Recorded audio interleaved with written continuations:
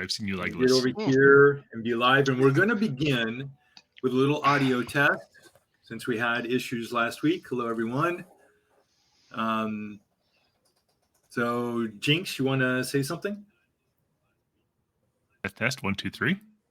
I like walks on the beach. Alamir, you want to say something? I want you to look at my character sheet and make sure I did what you said to do when you sent me the email to do what I needed to do with my spells to make sure I got the right number of spells and doing what I did. We'll look at that later. It's good for now. Smock, a test for you, sir. We'll double check. Make sure you're good this day. Bahamut, Muvoy, Pustoy. Yeah, where's the lightning? Awesome. We are good. Technical issues solved. Welcome everyone to another live session of Legacy of Mythal campaign here on the Play Without Ego channel. We're one player short for the rest of the month as Spot is off obtaining specialized training. But we're still at 4 players after Smock, the human paladin of Bahamut, joined the party last week. And speaking of last week, here's what happened. So our heroes watched the blue dragon lazily weave its way towards the keep. And when it got close, they tried to hinder it from outside of the keep. But it basically ignored them and killed a row of defenders on its first pass. And so the PCs ran inside and began organizing the guards on the wall to better prepare them and the 4 ballistae for the dragon's next attack. Alamir also began attacking the kobolds within range of his magic, but they retaliated and hit him kind of hard with sling stones. And so they focused on the preparation for the dragon, which returned for another pass. But the organizing efforts were rewarded as 3 bolts hit the dragon solidly, driving it off to lick its wounds. A cheer went up for Lenzu, the guard who shot the most devastating bolt directly into the creature's chest. And then the defenders turned their attention back to the raiders. That was when they saw her, a woman with short black hair, wearing high-ranking cult regalia. Most of it was a rich purple in color, showing that the leader of the raid was one of the wearers of purple. With the dragon's departure, the raiding force began driving the carts loaded with loot south and then southeast out of the city. Jinx directed Lenzu to fire one of the remaining bolts at one of the carts, and its front corner was blasted apart. There was only a short delay as the contents were moved to other carts, and then the caravan continued. A large group of kobolds stepped forward with some prisoners, a woman and 3 children. At their head was a huge half-blue dragon, Langdedrosa Cyanrath, who shouted a challenge at the keep. If someone fought him in single combat, win or lose, the prisoners would go free. Sergeant Markuth recognized the woman as his sister Silsa and her children. He had to be restrained from going out himself while Governor Nighthill pleaded with the heroes if one of them would take on the challenge. Spot was preparing to do it when a new voice pierced the night air, and a blonde-haired paladin of Bahamut rode out from between the northern houses to accept Cyanrath's challenge. It was a short fight, with the newcomer cutting the cult champion down with his glaive and holy smites. There was a cheer from the keep, followed by a brief moment of tense silence as people watched to see what would happen to the prisoners. Then the wearer of purple's voice yelled out to release them, and the raiders retreated further west. By 3 a.m, the cult's raiding force had completely vacated the town. The heroes learned that the paladin was Smot, a member of the Order of the Gauntlet, who had come from Elturel to help them. The new group of 5 heroes rested the night and set out at daybreak at the behest of Governor Nighthill. They are now looking to find the cult's main camp and see what they are up to next and save any prisoners who might have been taken during the raid. And that's where we rejoin our heroes as they follow the tramp at earth and muddy ruts created by the Cult of the Dragon's raiding force. But with some minor modification. So, Smot, when you were sent to Greenest, you were asked by the Temple of Bahamut, that also houses the monastery, to to summon or ask that Spot go back for training. They felt like he was ready for the next level and full initiation into the order. And so Spot, when you relayed that, Spot said, agreed, and went back, left and traveled north to El Torel to do that. So it's now just the four of you. And Luna should be joining us in a little bit here. So first of all, the weather. So the weather this morning, as you headed out, Is it frightful? it's actually relatively warm still. Again, Delightful. So it's in the early morning. It's in the mid to upper 40s. Should get into the 50s by the midday. The sky is clear with just a few scatterings of clouds, and but it is a little windy. There's about an 18 mile per hour wind coming from the southwest. So how early would you say you left this next day in going after them?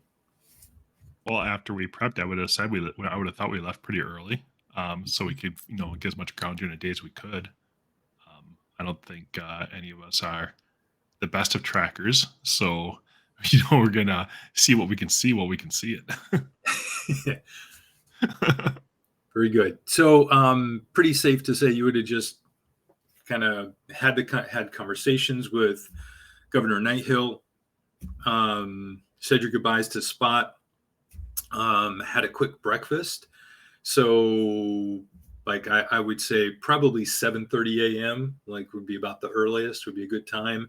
Sun fully coming up. Sounds Alamir could follow him with no problem, but we'll wait. I mean, we can go whenever we want to. Yeah, You I said say Alamir we can get follow him. as early as Yeah. possible. First of all, now question about the weather. What's the weather been like in the last 24 hours? Has there been any rain? No rain. It has not rained. Actually, it has rained since you got to Greenest.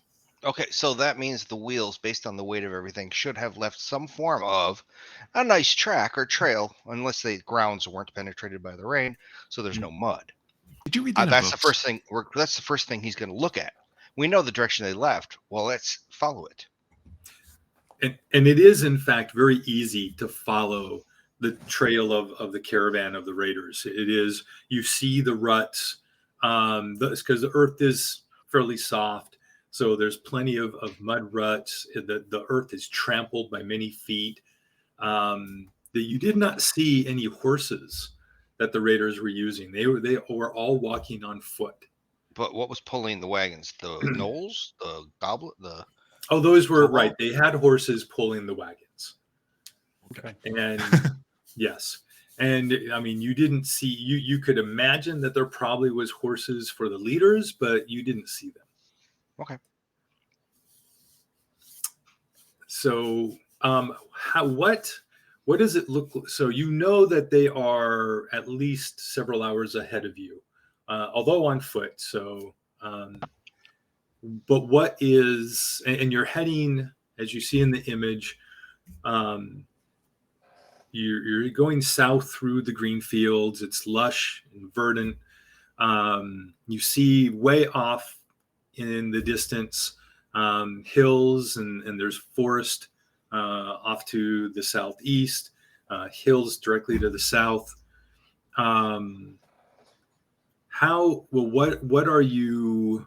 What is your like order of travel, and how are you approaching this situation in terms of what are you looking for? How are you, how fast are you traveling? Are you preparing for any potential rearguard ambushes, etc.? Well, is it open scenery like this? I don't think we have to worry about too many ambushes. Not in the open field. Correct. Though you are going up and over hills and stuff. Yeah. So like there are, There are advantage points and stuff like that. yes. Okay, so with that being said, now if Alamir's doing the trekking, he's not using his vision to look around. He's looking for what's in front of him.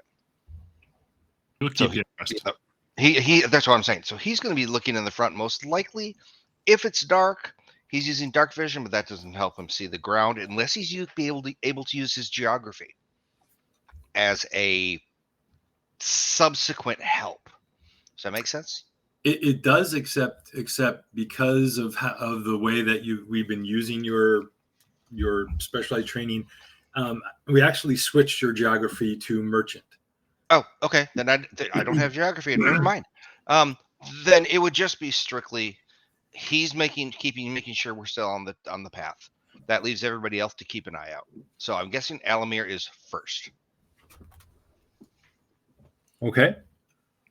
Because of, I'm guessing, and I'm guessing, can I do it from horseback?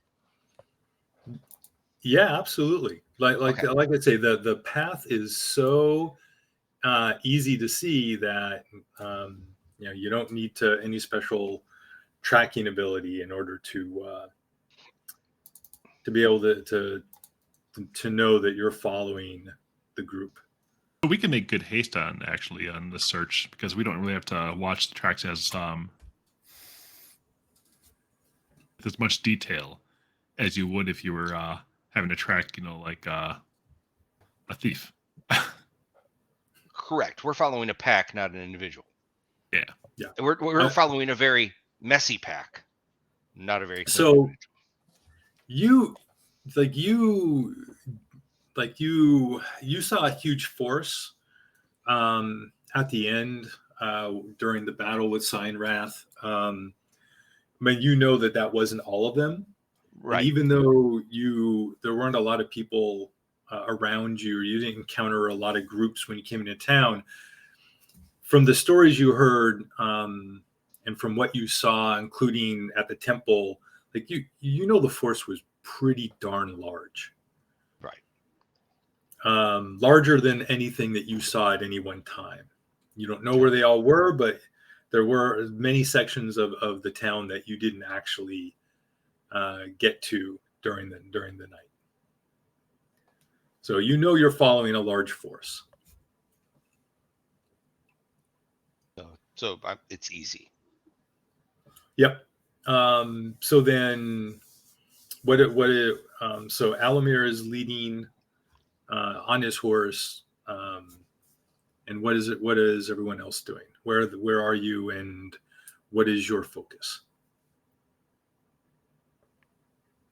Smock would probably be bringing up the rear on his warhorse and looking over his shoulder every 30 to 50 feet. Every 3 seconds. The neck will get sore. Am I in the middle or catching up? You are. You would be in the middle. Wait up, guys!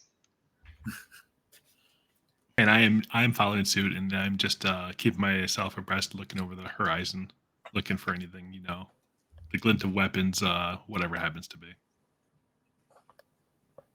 Once in a while, Jinx, look up in the sky. Are you second or third? That depends on where the druid is, but I'll be second. Okay. So Luna's third. Squishy's up front. We're doing it in reverse order of logic. Perfect. I feel right at home. So They saved the best for last. Two of us are last. So you're traveling along. You have not seen anything other than some birds flying in the sky. It's tough to really hear anything. The wind is blowing hard enough. 18 miles an hour is kind of hard enough to cover the sounds at any real distance. So we don't hear somebody going caw caw caw. yes. So Smock and Luna, perception checks, please.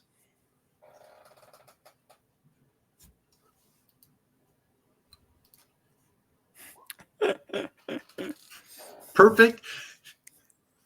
The perfect start following your introduction last week. Yeah, we're reverting to the mean tonight. I can see that. So Yes. So, Smock, you keep looking around, and you don't see or hear anything out of the ordinary.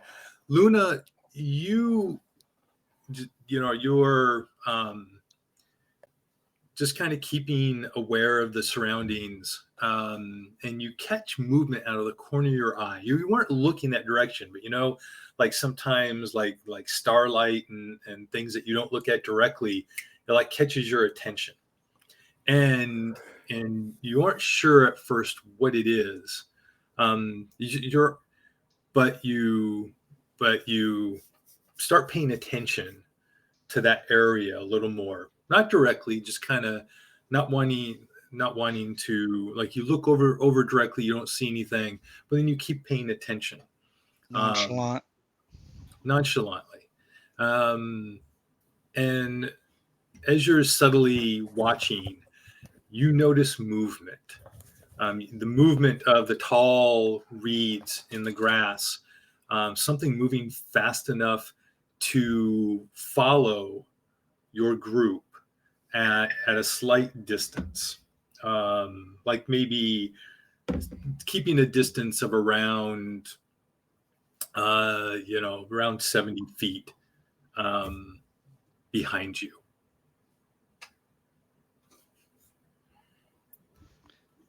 Okay. Are we on a single lane path, or can horses ride? You're following a huge swath of where the carts and other things went. So it's a pretty big path. So this is off to the right and behind you, because where you're following is all trampled down, and whatever this is trying to stay to the tall grass to stay hidden. I get my horse to move a little bit faster, and I move up to who's second? Damn. I thought Smock, but okay. Smock's in Well, the back. Smock is in the back. Oh, okay, never mind. Oh, that's right. So- Click clang. So I get my horse to move up a little bit faster and get beside the person that's second, and then just quietly, nonchalantly let them know, hey, we got something off to the right and back in the weeds. I can't see what it is, but I start help to them. turn my head to look. Don't look. Oh, sorry.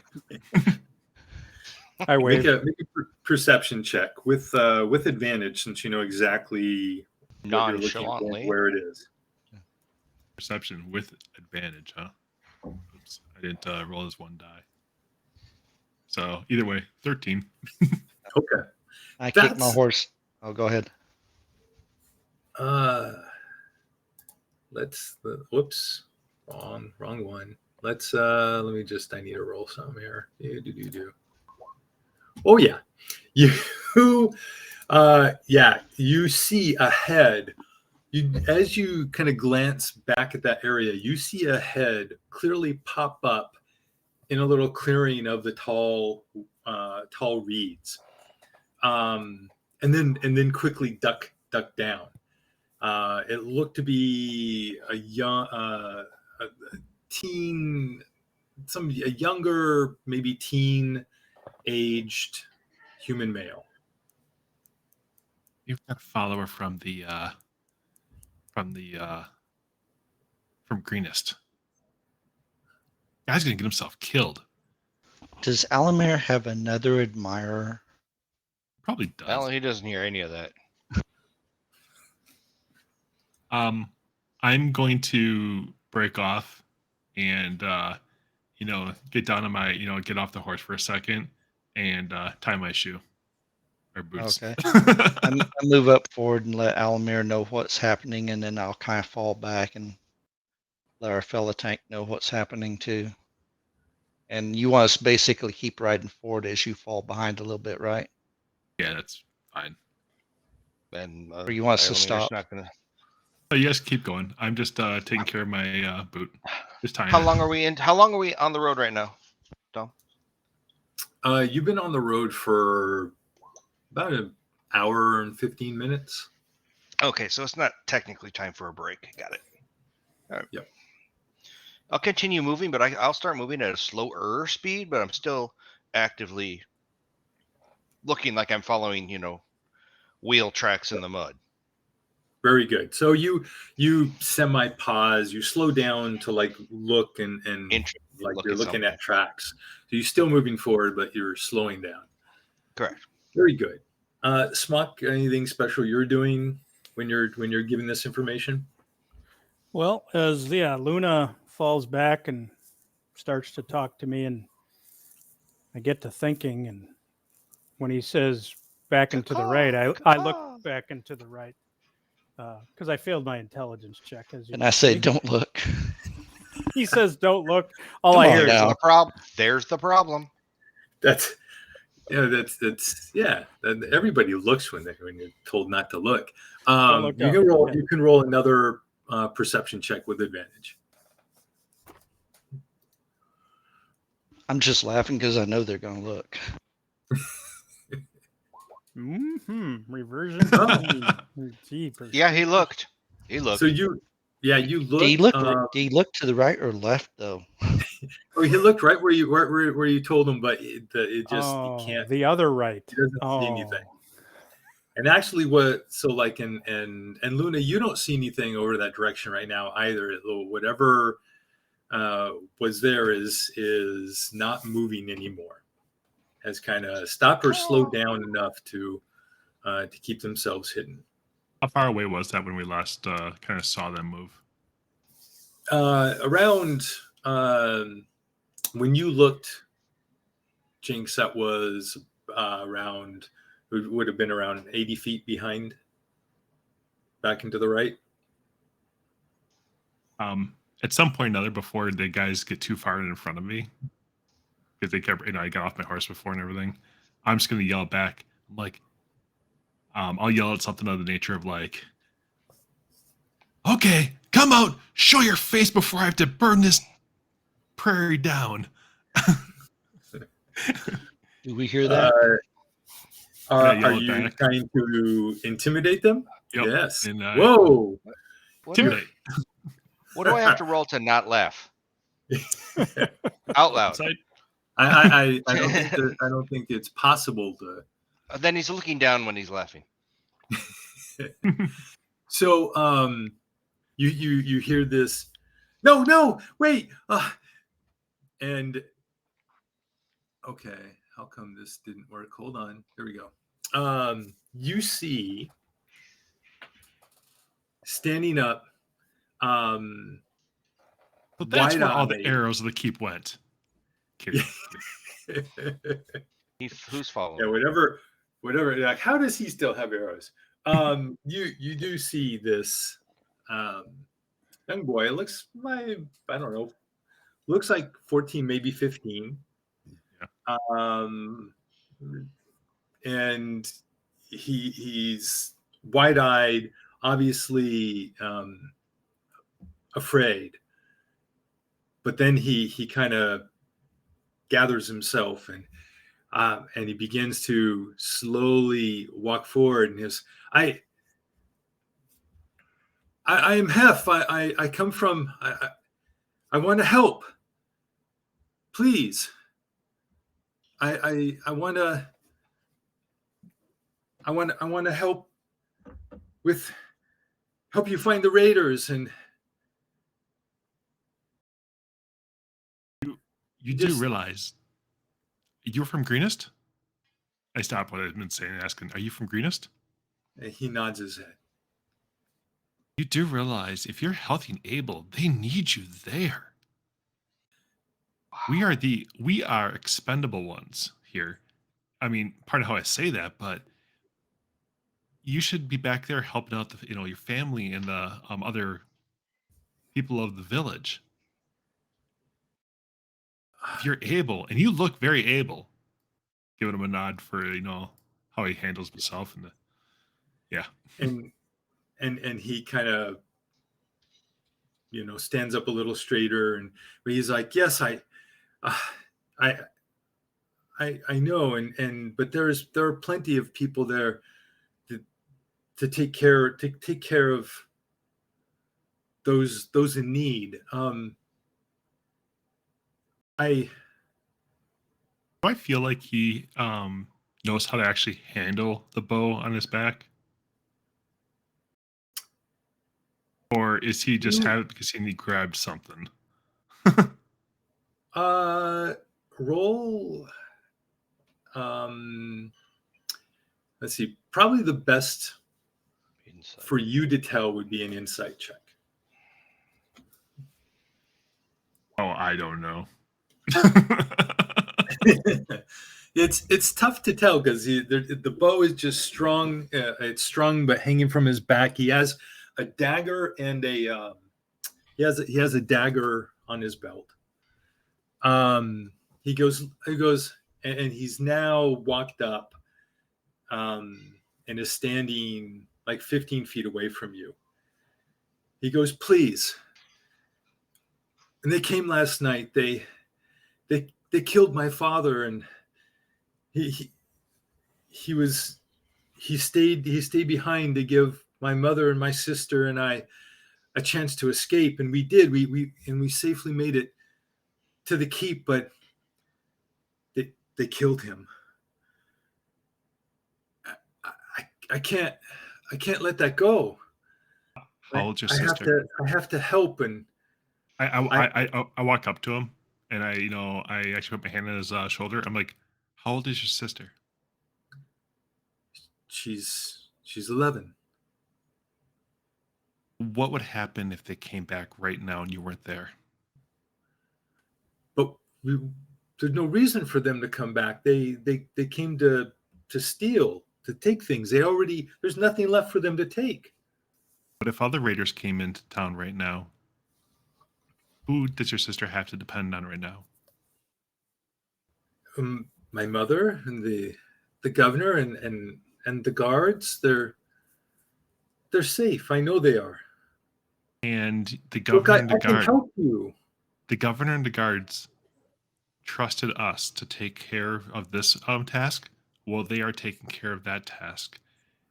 You would hate yourself if anything was to happen to your sister or your mother while you were gone.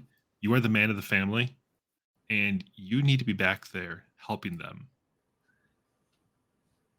Look, and he goes, look, I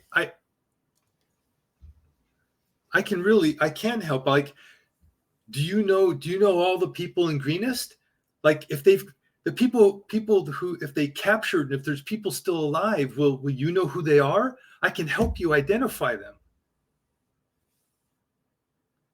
And then he grabs the knife off his belt, and he turns and he throws it at this nearby like little mound of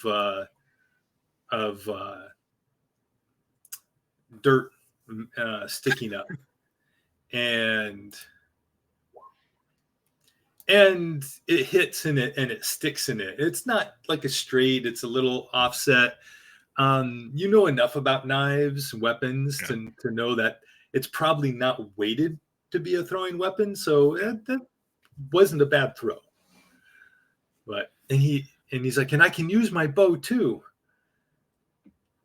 How much does he look like he weighs? He's actually pretty healthy. He's probably a good 155, 60, or maybe 160, 170. Height? He's 5'10". Okay.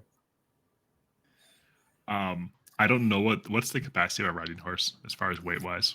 Yeah, I actually, I don't know as that they're information. talking and as they're kind of debating back and forth, I say, Bahamut Chi Pumaga. If you accept guy's just dead. Bahamut's help, you may ride on my warhorse. That is a really good. Yeah, with I was a gonna little have a help. team. I was gonna have With a a partner little- ride with me, but at the same time, I don't know. Right. Now he actually does know who Bahamut is. Not that surprising, considered there is actually one of the only temples to Bahamut in Elturel, which is relatively close to Greenest. And he's like, yes, of course, I know of and accept Bahamut. I do accept that. Thank you so much. Very good. And And I he and I gets reached up, down to help him up. and he gets up behind you, and you were a little further away. So he says, I'm Hef, um, and yes, I will help however I can. However I can help you, just let me know. Thank you. When I point to something, you shoot it. Got it? Got it. Okay. Don't. at me. He sees the daughter, his sister. He points to him. Her. I do change forms sometimes. Don't shoot me. It's a deer. It's a deer. Get it. Yes, I was in the keep. I heard the stories and saw you through the gate once. I understand. You are a druid, right? Something like that. So are those new or used arrows? Well, they've been used. Okay. I gathered them up from some of us went around around the town and gathered up the used arrows that Good. that weren't too badly damaged. These are all, and he's got about like 14 of them in his quiver. He's like, these should all be good and usable. Good. Definitely don't shoot me at them because they are contaminated. I would not do that. No. All right. And you continue on.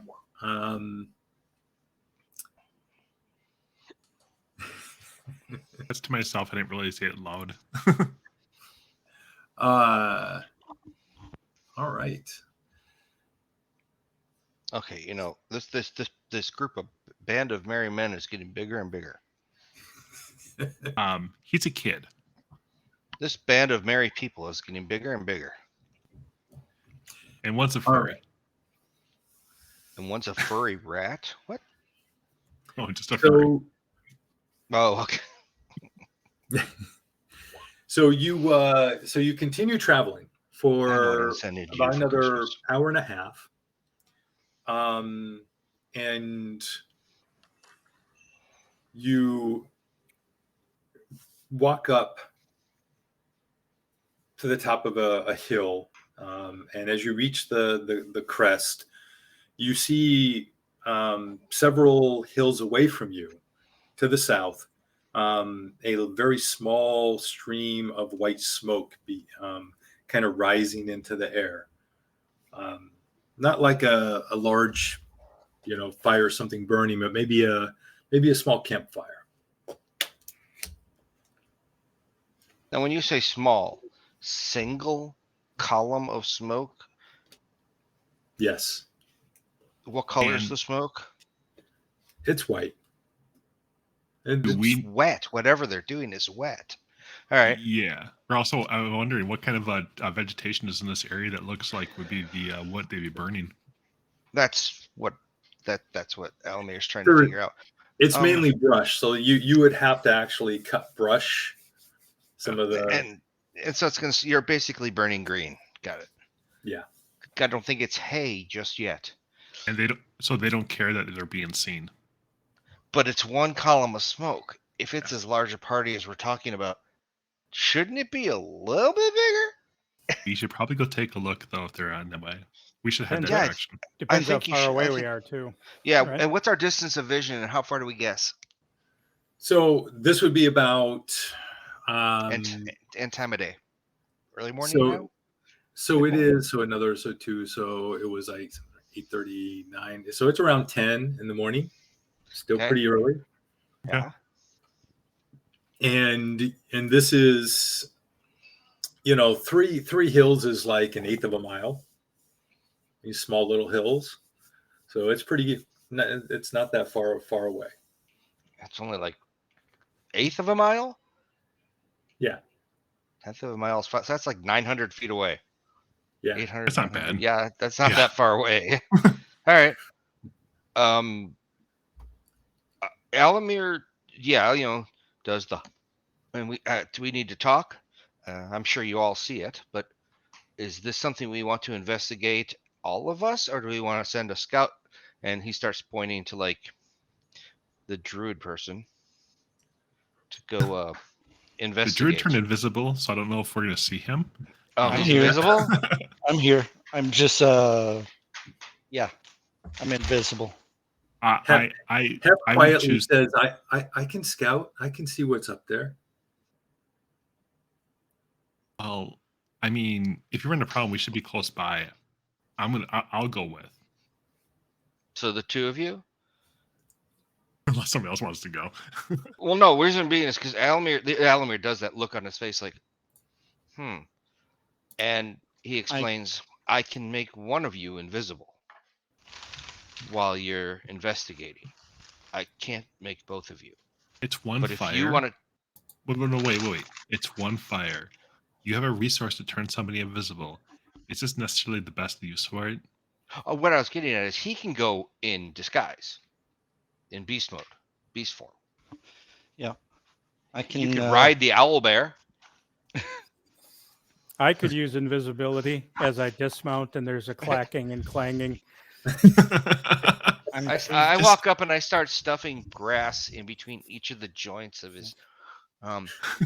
Hands off, Francis. And then lights on a fire. Nobody calls me Francis. Okay, AJ. No, either way, I just if the Yeah, kids if like you want to go, there, that's fine. I think we should. Are I you think pretty good with stealth? No. Until Sure. he rolls a 1. But anyway, no, if they want to go together, that's fine. I'll stay back here with Smock, and Barnaby Fife, who's. I mean, how far do we have to get before we hit over a rise where we can actually see the actual fire To stay or without proposed fire? direct You'd sight, have- direct line. Yeah, you'd have to get like at least to the top of that third rise to be able to see what's beyond it. So we can't can hurt us all to get that technically far. go up. Yeah, all of us. Yeah. We could actually use that. Yeah, we can get up to get to that point right before the rise, and then kind of dismount, and then And then take a get peek. off Yeah, and do that little army crawl up and take a look over. we compete on the ground with all the horse reins where they don't move. Yeah. A hill behind us. Ground pita. By That the work way, with you, Smock? yes. As they're doing that, I also sense things in a divine manner. So I go ahead and click that. So the group that I'm with and/or do I detect any interesting information? So What is Swifty thinking about? what's interesting, so like yes, so this is the phase celestial undead Yes, fiend. as well as detect good Right? and evil. Yeah, if anybody's good, I should detect it. Anybody evil, I should detect it. Right. But it's within 60 feet. Yes. So the only thing that you detect is Alamir, who See? Alamir has No, a does faint he? trace of Fey. Oh, What about Luna? Celestial glimmers. Right, and Luna you're correct. So Luna would also come through as a faint trace of celestial. Now, he would Alamir, not, because of his harp, he won't get won't get Alamir at all. he can't read me. The harp. Yep. Stops Pin. all Yeah, a lot of us the are word wearing I'm looking pins for that protect us Yeah. from detection of of all that stuff. us. Oh, that's right. Detection of that's Yeah. It's the wording. That's right. You're right. So you don't get Alamir. You only get a sense of Luna. Yeah, you can, the thoughts are gone. So suddenly the Well, party this isn't disappears. thoughts. This is essence. This is, but I think Well, 'cause what is then he should be able to. It's specifically thoughts, trying to read your thoughts. yeah, that's what I thought. And this is So has nothing to do I with agree. No. Then he's good. Read your thoughts, No. determine whether you are lying, know your alignment, or know your creature type. creature type. It's creature type specifically that it's if it's protecting creature Yep. type, then no, they Okay, I can't. got pointy ears. You think I'm an elf? Yeah, fair enough. I also Deductive have pointy reasoning. ears. Yeah, deductive reasoning for an 8 intelligence. You got it. Are you All that right. high? Yeah. All right. He built his, How about Hef? Anything out of Hef? Any reading no. per se? Good, bad, indifferent. He seems he you get a sense of good from him. Okay, very good. Thank you. Yep. Absolutely. So what do we see when we get up there, or do we have to do some stealth? so who's going up? We're all getting to the below the third rise, and then I know I'm going to go up, and apparently our good little ranger friend is going to go up. Yeah, Okay. Alamir and I thought were staying back, or did that change? Nope, you guys were kind of staying back, but you guys weren't going Okay. above the third rise. We're I guess up we're with them going now. to the third and just not Okay. going up the rise until we get there. Okay. Okay. All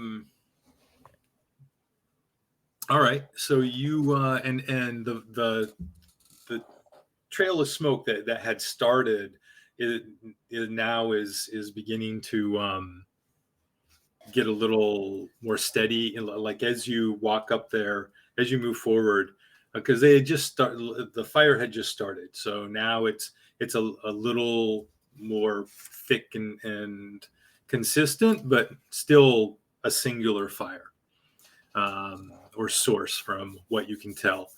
So you get to the base of the third hill. So Jinx and Hef move forward. So let's have stealth rolls. Whoa. Apparently, we did a good job. We're stealthy. Yeah. Hold on, let's see how good we are. So and Jinx, you like Promotion. This boy seems to be very proficient. You're as you're kind of watching him and going up side by side with him to the top of this rise, you're kind of surprised that you even noticed him when you did. Yeah, he must not have been trying as hard when he was following the group. Right. You reach the top of the rise and you peek over through the tall grass, completely hidden from sight. And at the bottom of the hill, in the depression, you spot Bot? You see a group of some of the raiders. You see a group of 4 cultists and 8 kobolds sitting on either side of this fire. And on the fire is it looks like they're cooking trying to roast a mass of prairie hens. Do we see anything with them? Do they have like a cart running nearby them? There is no cart. It's really it's just them. And okay, pop this out. I was going to say, the first thing I would do is after I count the 4 and 8 is I would look down the rise at our guys and just give them the 4 and then the 8 or whatever. Yep. And as you watch, it looks like the 4 cultists. So you are like you're not super close. You're probably about 50 feet, 45, 50 feet away from the 2 groups. Very Go ahead and make armored. a perception check.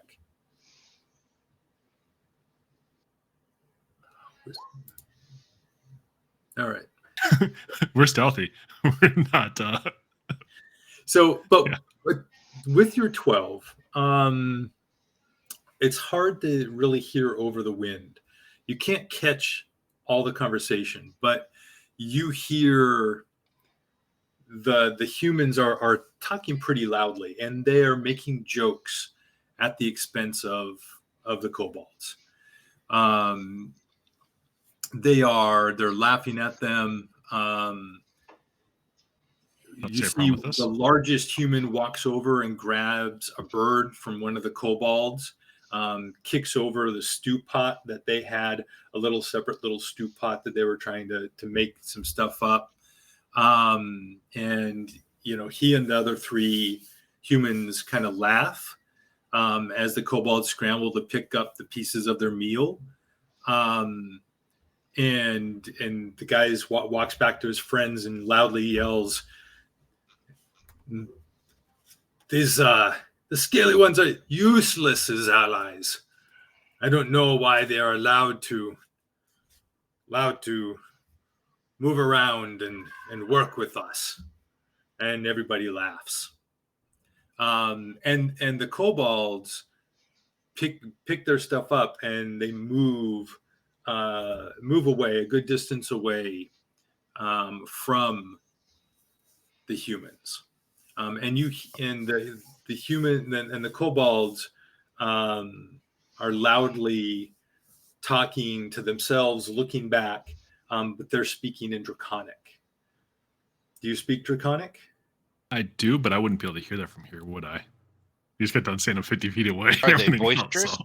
Well, Are they but boisterously talking? again, they're yelling stuff back. Yeah. So Okay. you catch a few things. Muhammad sucks. So you That's what they're saying. basically, what you hear, you get bits and pieces. Roll a d4 for me, please. D4. Nothing would make me happier. Oh, nice. So you pick up a good amount of it.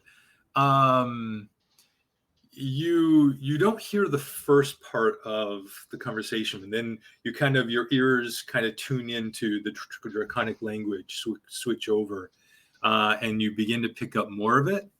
And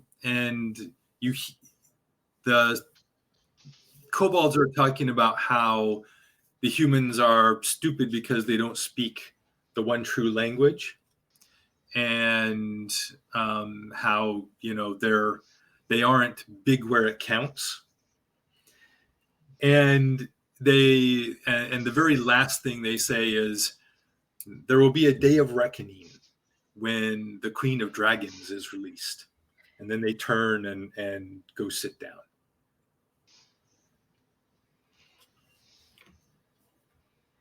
Question for you. Yes. Who seems to be in charge of this little band?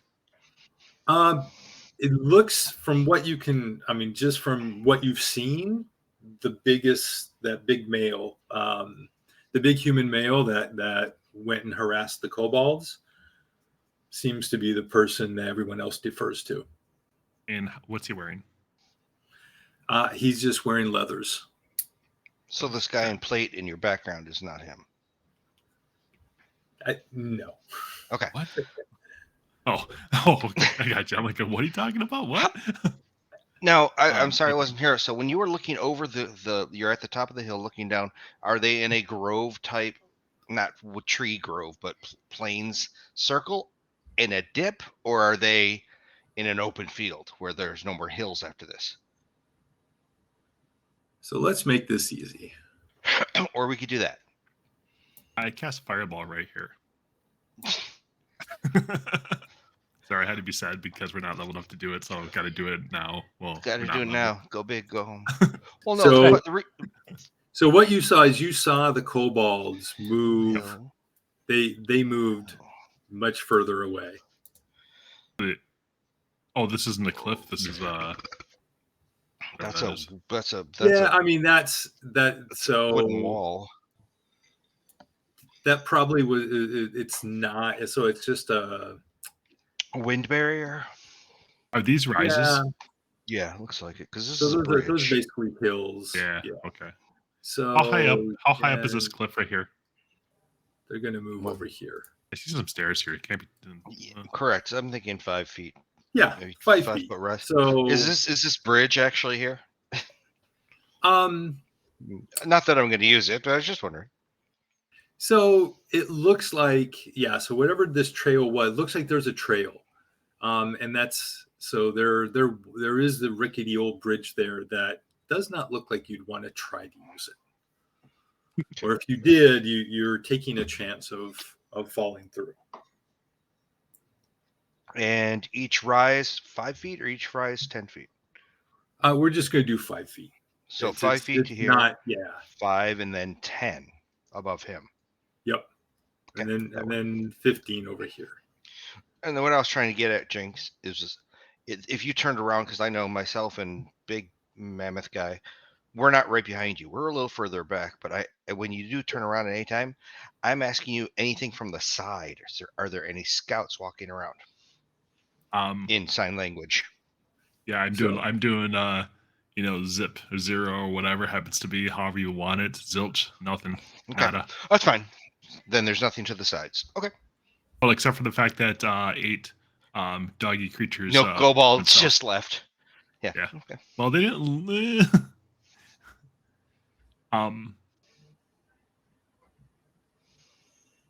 So if these guys are standing up, though, they can see on top of this rise. Because if it's only 5 feet, that's at eye level. It might be more than 5 feet. Who knows? Who knows? I mean, I'm just looking at it, so 8 feet, whatever. It depends on how the stairs are done, because I don't know if you ever been out to like the ruins of some of those temples where the steps are like 3 feet tall each. Each? Yeah. I don't know if you ever seen some of those temples in the like old ones. The steps are way too steep. Yeah, no, not like that. We're going to keep this simple. And technically, you guys are mostly directly north. As But you look we're on the over map the here top just of the because we're hill. here. So can we be on the top of that hill then to start? That's why I'm asking how to get up. You can, if everyone wants Okay. to move up there. I'm kind of showing you what the layout is. Right, we're just So further back. You're off the map to the north. Okay. Looking Okay, that's fine. The That's kid, good. All right. the kid that's with us, is that Well, a yes, longbow or actually, short? 45 feet. You are at the top of that hill. Is I'm that sorry, what? bow? Yeah. Is that bow that the kid has? Is that a longbow or short bow? It's a he's short within bow. range either way. Yeah, it's 80 feet. 80 feet is the base range for a short bow. We're just under the overpass over the top. That's So, fine. looking back at you guys, I kind of give you the Mhm. shrug, like, want to take them out? And you said 8 total or 12? Well, I said 4 and 8. Okay, 4 and 8. All right. Yeah. Different types. Holy crap, he's a giant. I'm just letting him go in. Yeah, he's There you in go. on his own with that one. Now, there you go. There. Now Hef is on the map. Well, Yeah, he was pretty hefty for a second. Yeah, he was. He's really hefty. It's Shrek. I would whisper to him to stay put. If right you near want to you, go so. forward and take these guys out, which is probably a good idea because you never know if he's going to come behind us. My suggestion is to have Hef stay in the back and provide support, but not be the primary person that jumps in there. I don't want him to risk himself. We may need his skills to search targets later on. So He's covering attacks from our flanks and our rear. Yep. This way he feels more important. So Alamir, did you give the heads up like you wanted to take them out? Yeah, Elmer was shaking his head since you said how Because- many there were. The question is, do we have Smock and Luna? Because Luna's with you, right? No, No, Luna's if you with move you, down right? there Both back. closer, if you move closer down, I will move closer down with the Alamir. Right. I'm just doing I'm still behind Jinx and Hef. Yep. I'm back behind them. So if they're 35 feet to them, we are 50 to 75 feet to them. I'm just making that as a guess. But yeah, I would start moving up because you gave the amount and we're shaking heads. And Smock, are you okay with this?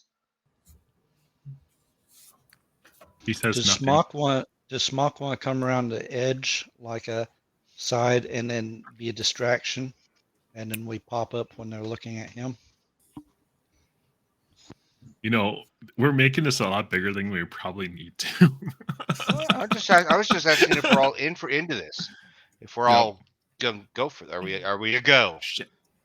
It's part of my lead. No. Apparently we're not.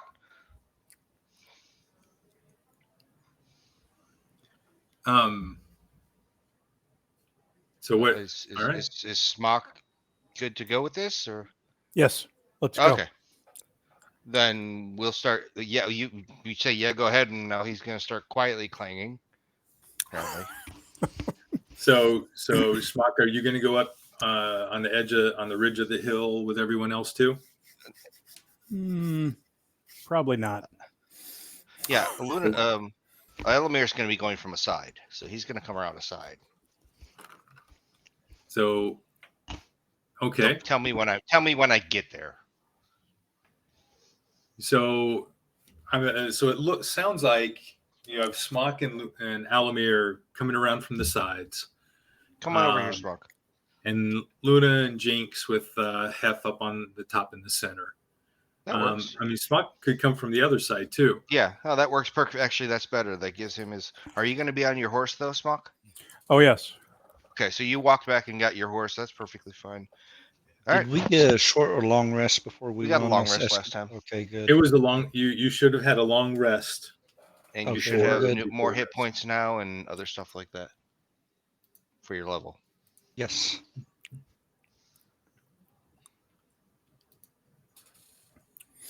All right. All right. So you want me to get down So- close, turn, and then jump on them? So let's go ahead, even though you're going to get a surprise round, but let's go ahead and at least get everybody into a turn order. Okay.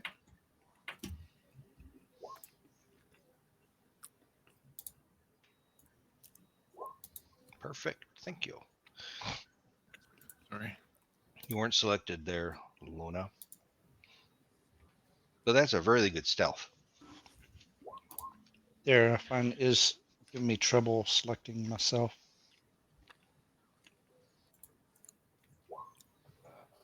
That's okay. All right. So let's go one. I've got 3 to do. Yeah, you have to click your character and then hit initiative for it to pop in the box there, Smock. All right. You have to be selected with your bubbles. Otherwise, it All right. doesn't know you're you. All right. You rolled a can type it in. So, yeah, you can Yeah, I type it rolled in. a 15. Now I do ask the 3 guys here if they want me to cast. Let me find it. +2. If they want me to cast Fairy Fire before I turn and attack. Well, the only person you're talking to right now is Jinx, Yep. because he's the only one that's next to you. So look at Jinx and go, Well, Fairy Jinx Fire? and Hef. Okay. It doesn't. Fairy Fire doesn't affect me in any way, and Hef probably doesn't really know what Fairy Fire is, most likely. But you can ask him. It's for melee, correct? Yeah. Hey, It just Tom, gets advantage to hit. that was a 15 out of 5. Okay.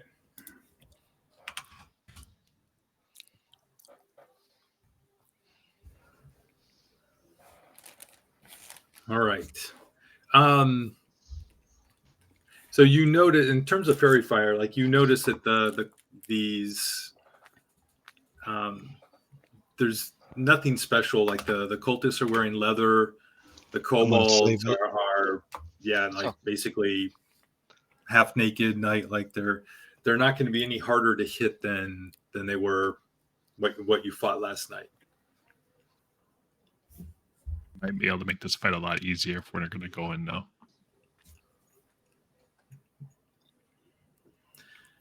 All right. So, surprise round. Smock, what are you doing?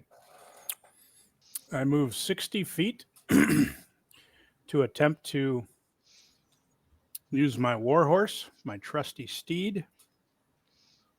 And I'll be attempting to do a trampling charge if I have the distance. Looks like I'm back here. There you go. You can't quite, not quite. 60 feet is, you get up to them, but you can't quite trample. Okay.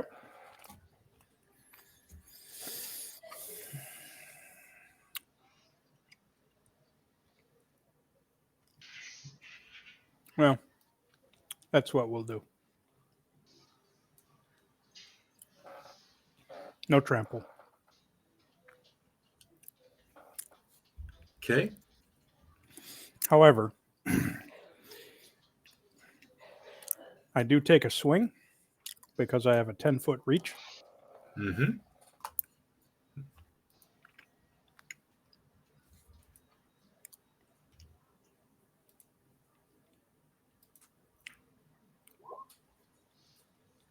And 12 hits.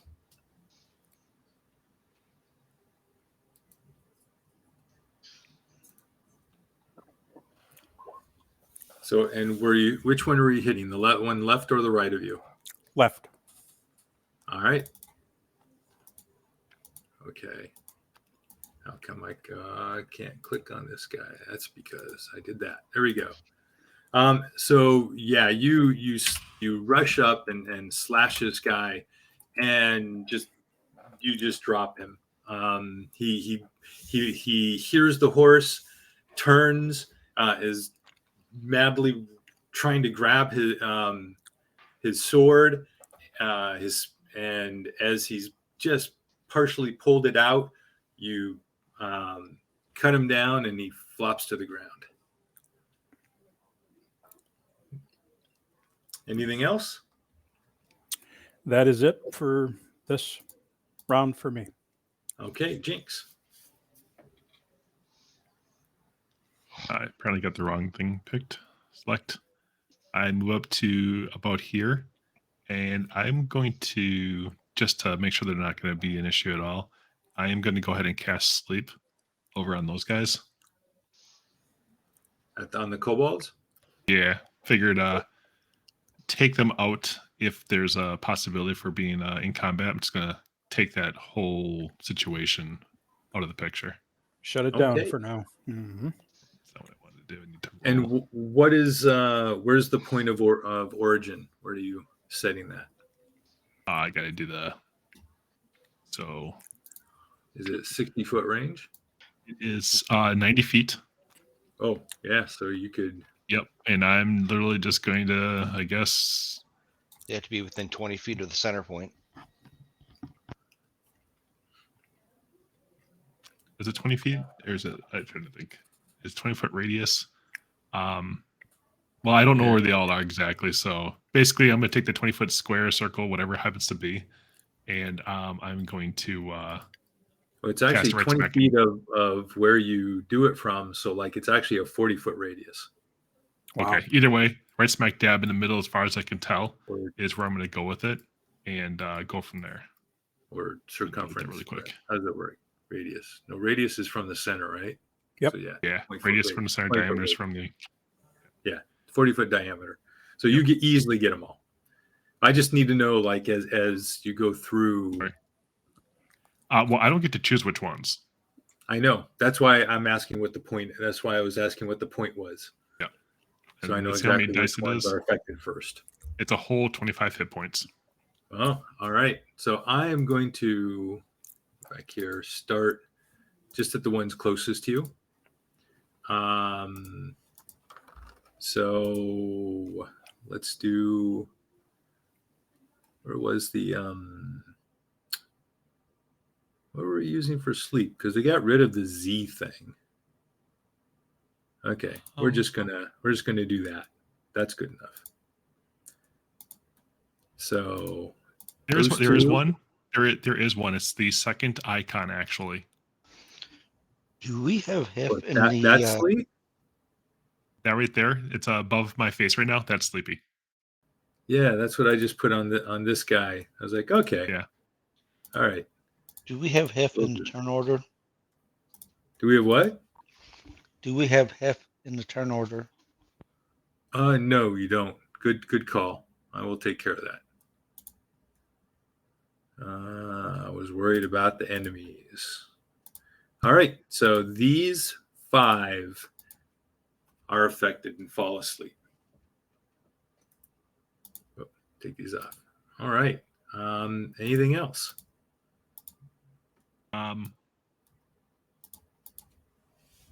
No, I think we'll be fine with what I have. Okay. So let me just, I can't. Okay, I can't get them up there. Let's do this. Add turn. Hef. Let's roll an initiative there, sir. Boom. Look at that. You want him to go ahead and go before me so he doesn't feel left out, and then just put him in turn order like he should have been? Nope, because he was waiting for everyone else to do stuff. He was told to sit and wait, so he wasn't doing anything this round. Because we didn't want to have him attention given drawn to him only. That's true. So, so the only thing I am doing in between is I'm going like this, pointing at the one creature in front of me. Okay. Oh yeah, because what you said to him. All right, Luna. Okay. Let me look here. There's the ruler. So let's see. 5.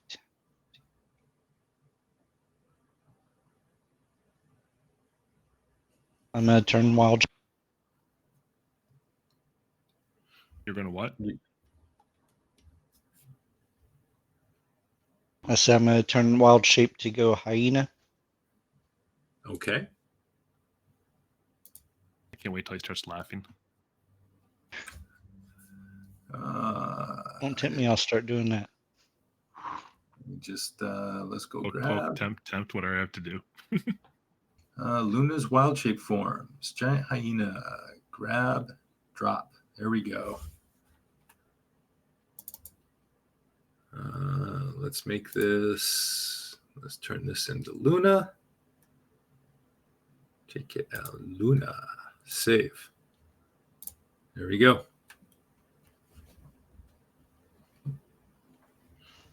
Okay, so 50 foot should put me there.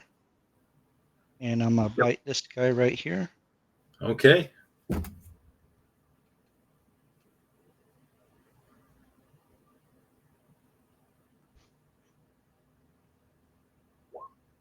Oh, yeah. You definitely bite him, and you basically bite his head right off.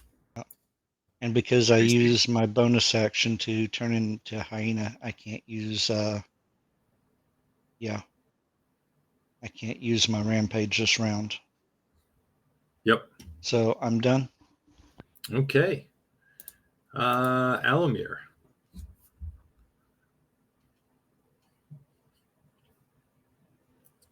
You're muted, sir. Trying to read lips, be as quiet as possible. He's going to go up to here, and he's going to use the bushes as cover and do a firebolt at that young man in the back. Okay. That would be the leader. That's the big guy. And the big guy then. And then duck, because nothing happens. Yeah. Yep. So it whizzes right by him and probably passed into the hill beyond. Okay. To the hills and beyond. Gotcha. Okay. Top of the order. Regular round. So the cultists react, or at least the one cultist does, because the leader is sitting back, wasn't as quick. So we're going to begin this. So you've already taken two of the cultists out right off the bat, just single hit kills. So they are going to see if they have As any a free action, can we as a Yes. free action? Can we say something like we're here to revenge the kobolds? Never mind. Don't worry about it. yeah. Oh nope. They he made it. He kept his cool head, and he gets a stern angry look on his face, and this guy steps forward. Does he step forward? Or actually, he was already in range, so you is right. So Smok can't use his reaction because he was already in range. Yep. So he steps forward and lashes out with his scimitar. 19. And he does 2 points of slashing damage to Smok. And that is the cultist's turn. It is now Hef's turn. So Hef is seeing all this stuff get done. He can't restrain himself. He just kind of steps out of the bushes and takes aim at the leader. And he is going to, hey, Hef, where are you? Short bow. Ooh, Nice. And he hits for 3, hits the leader. There's for 3 damage. He Respectable. yeah, and he gives a little shout of Hurrah! Does he huzzah? no, not exactly. It's more raw emotional outburst. Gotcha. He's kind of just yes. Smok, your turn. All right.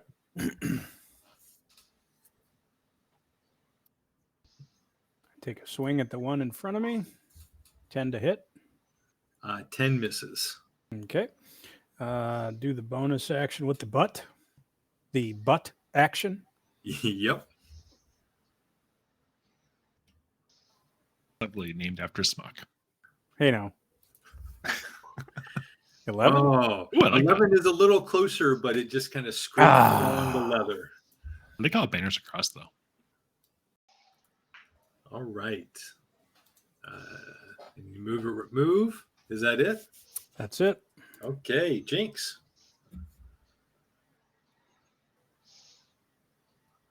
I am going to go ahead and cast Vicious Mockery on the leader.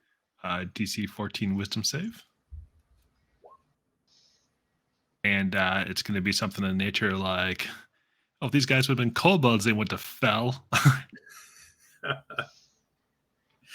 All right. So that's on the leader? Yep. Wisdom save on the leader. Where are you? Here you are, sir. Okay, nothing happens. 16. Nothing happens. And Yeah. I'll tell you what. No, that's all. That's it. Okay. Now the leader. He glances up at you, Jinx, and then he turns and he is going to rush over and gets on and flanks Smok and is going to attack with advantage. Why did that not attack? Oh, I know why, because I didn't do this way. But a 19. Look at it. See, a 19. For 2 slashing damage again. He's wow. Okay. Luna. All right. I got Rip a their taste hat of off. blood now. So I run there. I'm going to attack this one. Are you on top of the fire? I peed on it. I put it out. That's an action. 16 for 11 damage. Yeah. You you bite through, crunch through his shoulder, and you feel his spine snap and the head lolls to the side and he goes limp. Okay. I'm going to do a rampage. Yep. I'm over here on the back side. Yep. And So you attack him. with advantage.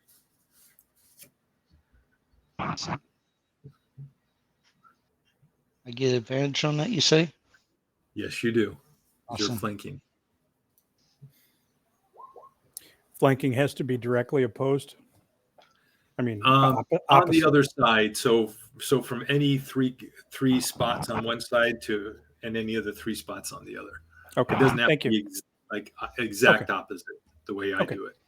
Thank you. My goal is I see fresh blood down there, even though they look asleep. I'm getting as close as I can.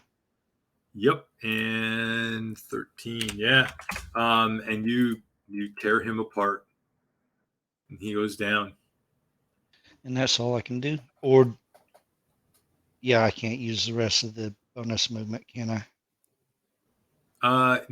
The bonus movement is 2 attacks, so I don't Okay. think so. I don't think you split it like you. I don't think you can split it like you can your regular movement. Okay. I'm All good right. with that. The kobolds. So the 3 remaining. Let's see. They're they're definitely going to try to run. The question is, are they going to? How well are they going to notice really what happened? No, they do not understand what happened to their companions. So these 3 kobolds begin double time moving and running, just flat out running away, and they're just running as far as they can in that direction. So they're going to move 60 feet to the southeast or southwest. As a free or as a whatever action or whatever, I just want to let out to the guys to know that try to keep at least one kobold alive as a prisoner if we can. Okay. Alamir.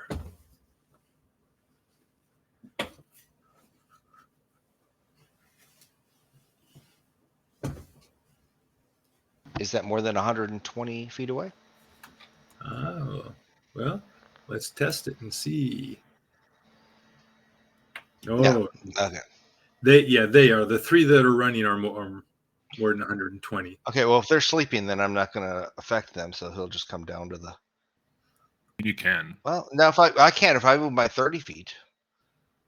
So if you move your 30 feet, 20, 30. then this is so they are 60 feet. 100. So that's 140, 135. They're 135 plus away from Okay, you. then don't worry about it.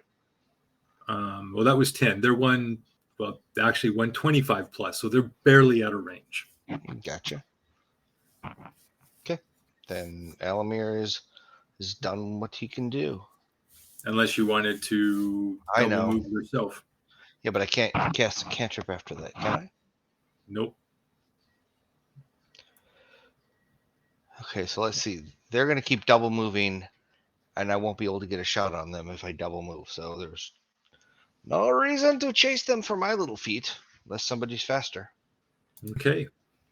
Cultists are all dead. Hef will run, not measure. So he 10. Actually, he's going to run this way. He runs over here so he can, and he gets right on the edge, and he can't really he doesn't even have a good line of sight to the kobolds, but he looses an arrow anyway. Because that's just his state of mind. So, that's a pretty decent shot, but it is, so that's even with disadvantage. Yeah. So you only take 7. It's good damage. And 5, no, but it's still, I think, what's the armor class on the kobolds? Armor class 12. Nope. And because effectively, because he doesn't, they have the equivalent of 3/4 cover from the hills between. And so he almost hit one though. He almost hit one. The arrow came really close, but it misses. Smuck. All right. Well, with my horse, I would be attempting to close the gap. I guess you'll have to tell me: is this difficult terrain? Is this what? What am I dealing with here? So here's how we're going to handle this. If you want to chase those 3 kobolds down, you can, and we're not even going to roll dice or anything. If you want to chase them down, you absolutely can. It's not they can't outrun you, and they can't outfight you. Okay. And it's probably the same boat for me too, I'm guessing. Yep. If you both want to chase them down, I was going to, if you were going to, Smock. That's my idea too. Yeah, I'll go with you. Let's do it. All right. Okay. So the So you two know of what you we're run gonna do. off. You run them down. Are you just killing them? We Okay, will. the other's sleeping, so We will save one. I will say out loud. I will save one. You kill. Oh, if you ran those down, if you ran those ones down, you would kill those ones. We just take one of the sleeping ones. Is what you want to do? Okay. Yeah, why Then- not? Then It's already there. Okay. Okay. Okay. Then we kill those 3. Okay. Yep. Yep. You run them down, trample into the earth, rip them apart, and they're gone. there was no witnesses. This is more theater of the mind at this point for this little group because we're not really having to place this out. Mhm. I'd look at Hef and I'd be like, hey, do what you will if you want to. And I just pull one aside. I just take one of them. I don't know, this one doesn't really matter which one. I just grab one and we'll pull it off, yank it off to the side to hold it for quick conversation. Okay.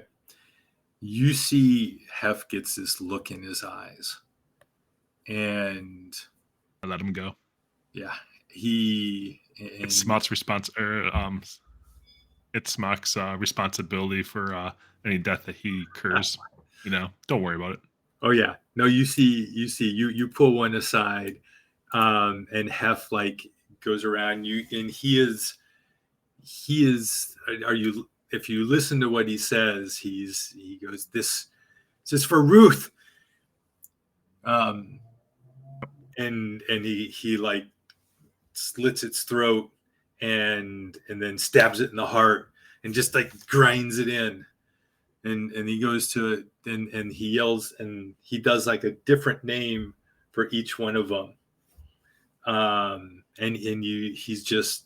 He's breathing hard and he has this wild look in his eyes and he is just letting all of this frustration and anger out on each and every one of them. I'm okay with that. I had to double check my alignment. I'm okay with that.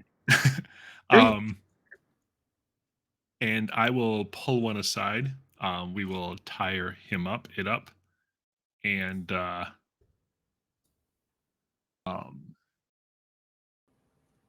guess we'll tie it up, and we will actually, with those bodies dead, we will lay the bodies around him dead, and we'll put him right in the middle of them, and have him tied up, and wake him up to ask him some questions. All right. I'm not really sure what questions to ask, but I'm going to go ahead and give it a shot. Isn't this the part where I go to the behind the bookcase and just needlepoint or something? Isn't this that moment that paladins go to the somewhere else? Just saying. Well, stereotypical paladins, but not Smock Second style edition. paladins. Yeah. Yes. In second edition, you would have to do that. You'd be like, I see the book I must read. Over there. Yeah. I'm standing about where the paladins go evil and the rogues go good. I stand about 15 foot away watching watching him just licking my lips. All right. You can use me as bad cop. As We intimidation. pretty much are factor. bad cop. I have him surrounded by his own dead fellow friends. So you wake him up? Yep, we're gonna wake him up. He's all tied up, and his dead friends are around him. He's like,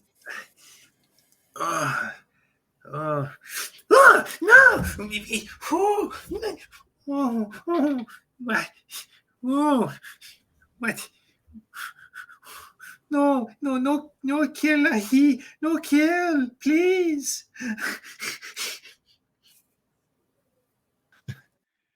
Where's your base of operations? Oh, no kill, please. I grab him by the neck. His hands are tied, mind you, and I talk to him in Draconic, and I'm like, "Where is your place of operations?" and he opens one eye and looks into yours as you're speaking Draconic, and he's like, ah,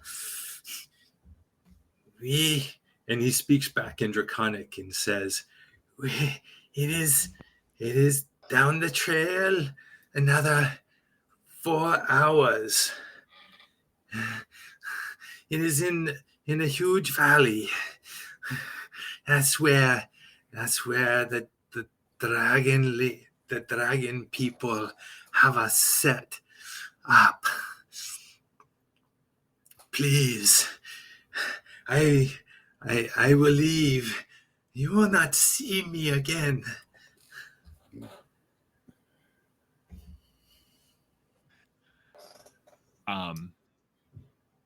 Were you guys left behind as like a rear guard, or is there more rear guards? No, the stupid humans, they were just taking their time, and we were traveling with them. There is a rear guard in the entrance to the hills, and it is a they wait to ambush any who follow us. As soon as you see the main path wind through the craggy rocks, that is where they'll be waiting.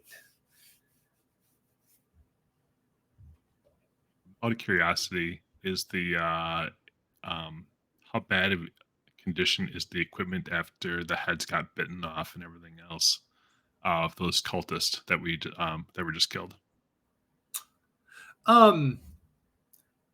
There's probably at least a couple of, in terms of, well, so they are cultists. They, you notice that they had taken off and put in their backpacks like a lot of their like the special shoulder pads and stuff they wear. So all that was left was just plain leather armor. They weren't actually They were in full casual regalia. wear. Yeah, they were kind of in their, more travel wear. Yeah, exactly. Um, And it's all basically usable. Like you could use all of it. I mean, there's blood, but I can clean that up. That's not a problem. So we know where they are. We know that. What's the size of the force there? In the main camp, Yes. there are many in the main camp. Many, and I point to his four. I look around at his four dead buddies right around him. No, Like 4, like many, or actually, I know. Hold on, I was looking at the wrong thing. He's so here.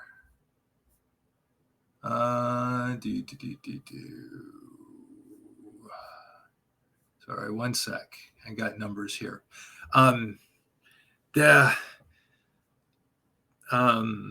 That's a good question. I'm just curious. How well does this guy count? Not very well. He goes, there are many handfuls of tents of dragonkin, of my kin, and almost as many of the humans and and there, and those not like me. And he begins, and he'll like draw. He'll begin like poking in the soft earth, Mhm. like, and when he says like many tents, and he'll like and he'll say about that many, and he's made like about 20 pokes in the ground. Okay. Out of curiosity, do I know about kobolds? I know like elves, they, the ears that they get, I think of some of our books I've read where the, ears get chopped, and that's kind of like a sign of disgrace. Hmm. Dwarves beard chopped, shave their beard off, and they're like, oh my god, end of the world. What is there anything like that for kobolds? Good question. And would I even, well, I could, maybe I'd known about it because that was some story I read or heard a long time ago, but I don't have any actual like out of game knowledge.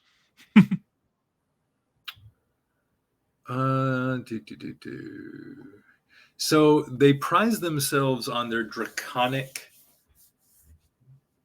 resemblance, and what looks most like dragons on them are their heads. So maiming some aspect of their head, like chopping one of the little horns, or marring, their their jawline or something like that, would probably be that equivalent.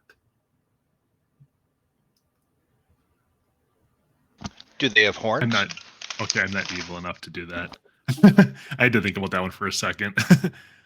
They do. They do have small horns. I'm Some of them, assuming, not all of them. I know we didn't explicitly say this, but I'm assuming that we would have taken the time as we were tying them up, if we're going to do that, and whatever we're going to disarm, take any weapons they may have on them, just Yep. because, because. I look back and I look at Hef, Luna, Alamar, because they're within really close range, and I'm like, and I speak out in, I guess, common, because that's what everybody would know. Do you guys have any questions?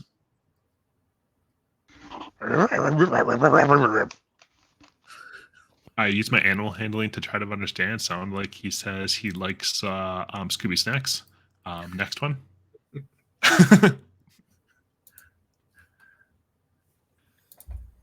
I shake my head and I look at Hef. Y'all didn't hear all that, question did for you? you. Now you were muted. Dang. I heard. Okay, so I move up. I grab this one by the other kobold. I move back, and I rip him apart, and then I look at this one licking my lips. Okay. Okay. And I'll let you go from there for intimidation type stuff. I will look at Smock since he seemed to walk up, and I step aside for a second, and I'm like, "Do you have any questions for this creature?" What are the weapons in the encampment? There are just like slings and bows, and same, just the weapons that are carried. There's no special weaponry, but there are those there that are more powerful than those that stayed behind. Those that They are wiggle their fingers. that are left to guard the camp, and they have their own weapons. Alamir does have their- a question for you when And- you're done. Any shaman or healers in the group? Back at the encampment? Or waggle fingers?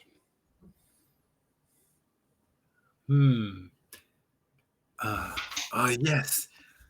Yes, yes, the one of the humans is his magic. Yes. Very good. And Okay, I'm Alamir, gonna- go ahead. Go ahead. Go ahead. Okay.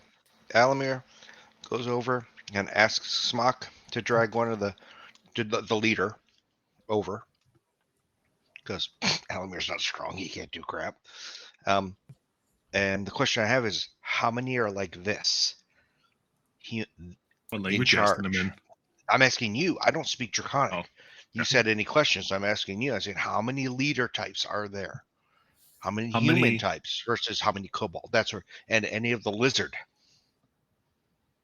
What's the races? We passed that question on essentially, along with asking about the pets. And this kobold goes. He points down to like the impressions that he made in the ground. He says in common, there. Oh, Like, now he speaks common. well, he does speak common, but he was responding in Draconic Draconic because because that's I was, what yeah. he was being asked in. There, like that many tents of kobolds.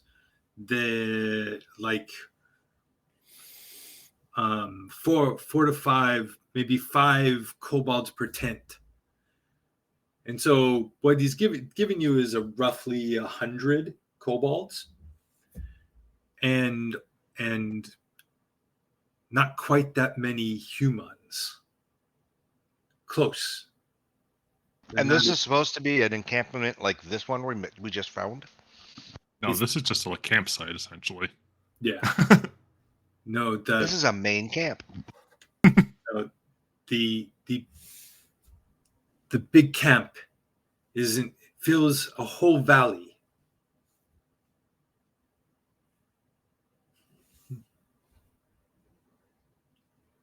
Direction, how far, those sort of things. Yeah. He had said that it was like 4 hours further south. So I'm gonna change our wild shape back to Luna. Is that where all of the wagons would go? Yes. That's where all the yes. The whole raiding force is headed there. You guys have any other questions? I speak first to him in Draconic. Now that I have your attention, and then I switch common. If you've lied to us, why did your friend here is nothing? Anything else you want to tell us? No, I've told you everything. I've told you all. And no lie at all.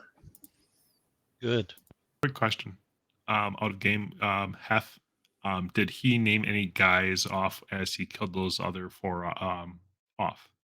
Did he name any guys that could have been his father's name? Actually, the mumbling with the names and like what he was saying, the very first name you took to be his father. Okay. So so I know Ruth. So, but it actually is a male name.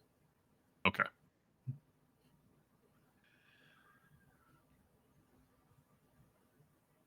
I look at you guys again. Anything else? I walk up. Go ahead. I'm good. I go, I leave, you never see me again. I walk up to him. Obviously, there's no weapons nearby him or nothing like that else. I pull a dagger out. I bring it, up to him, and then I cut the binding and put it away and walk away. If these guys want to hunt, if somebody else wants to do something, they can. But and he scrambles and begins running away, like just as fast as he can, and he doesn't stop to pick anything up. He just runs. Whether that's a good decision or not good decision, I don't know. So that's what I did. I say, Hef, it's a righteous kill to kill a creature of evil, it's also just as righteous to let him go. Your choice, Hef. That is Hef like gets this look on his face. And by the way, as I say it to him, I get a little golden hue in my eyes, and I say, the choice is yours. Bahamut welcomes your decision.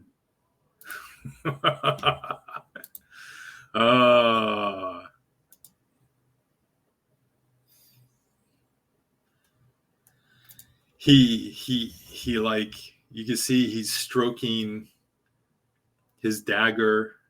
And reaches back and touches the base of his bow that he's restrung over his back again. And he takes a deep breath. There's more at the camp. We're going.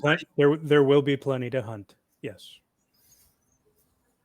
Very, of course. And all right. Ability, honor, compassion. Well done. And cobalt pelts. We loot the bodies, arrows, whatever we happen to need that he may be able to use, and of that sort as well. As a matter of fact, if there is, what do they got for weapons? Now, did he start running towards camp or off to a different direction? No. Straight west. Just straight west away. And the camp south, right? Good. Yep. And the camp is south. So you go through all of their stuff. So the cultists have 28 silver between all of them. The weapons are relatively cheap, but each of them has a scimitar on them. The kobolds have slings and daggers. Nothing of and they're all wearing, well, the cultists are wearing leather. The kobolds did have a sack, and in the sack you find some pewter candlesticks and some silver serving dishes and a few religious carvings of Shantia. Are one of you guys writing this down and taking notes, or is there a formal way we do notes here? I know, boring, but mechanics of the group. What are we doing? And not super formal, but if we're finding all that stuff and nobody says anything, I will just grab the cash and I will worry about divvying it up later. I thought we normally had the new guy make all the notes. No. Let me think. I can't hear you. I'm sorry. Did somebody say something? You're breaking up. No, he's a paladin type. I don't know if you want that. Yeah. My notes are not legible Tom. in real life. So. Question, Tom. Yes. At the 45 feet away from when I tried shooting the leader, if I couldn't have gotten a good look at him then, how good of a look at him could I get now? I know he's been killed. Oh yeah, and he was, he was mauled, but like you can get a good enough look where you could look like him. I'm gonna take his image. Yep. And take time to memorize it. Would blood. I have heard his voice? Yeah, absolutely. You heard him talk. Common, of course. Yes, speaking common. Okay. Right now, how did he die? What was the cause of death? Total CSI. Yeah, he was. Was he hyena to death? He was impaled by an arrow, and then mauled by a giant hyena. Hyena. So what you're saying is I need to leave their faces next time? No. I want to see the face now. So if I need to make him look injured, be able to use the injury look in case I need to approach a camp as him. injured.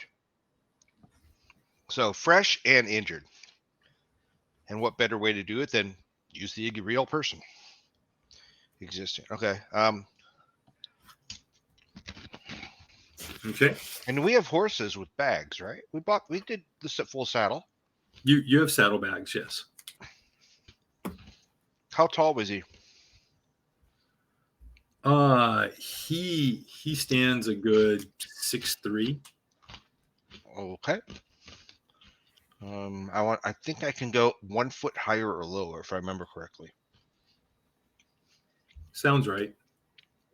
I'm going to take his armor, Okay. or at least modify the pants and the jerkin. I'm going to use either open, and because I'm going to be acting out of wind and all that other sort. Okay. We do clean all the equipment off the blood using prestidigitation, and we'll take the outfits because that does make sense to have that stuff for our internal use. Right. Okay.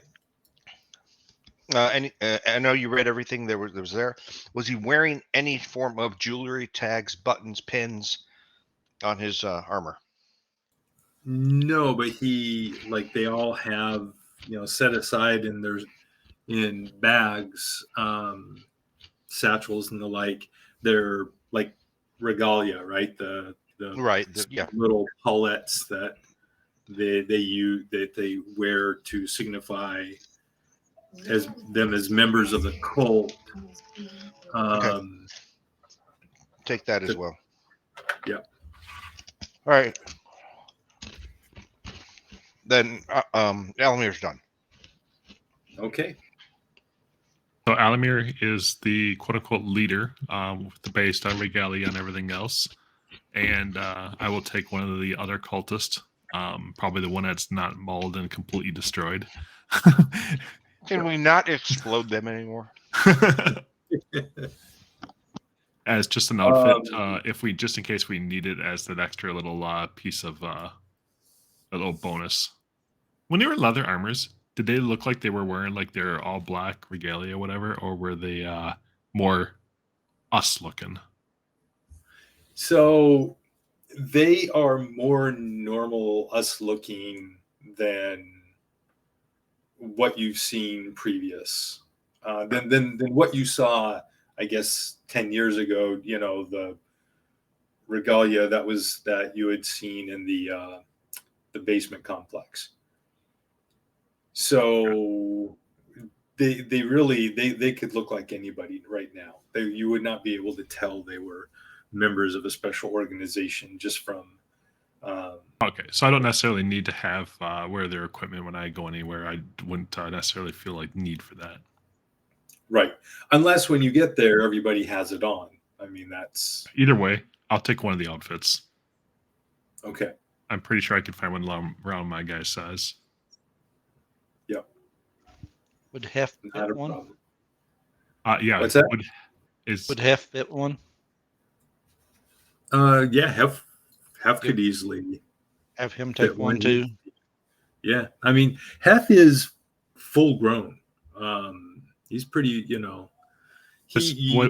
can tell he has one of his parents, probably, or at least a grandparent. Like he's at least a quarter Karatur, right? So he has Asian features.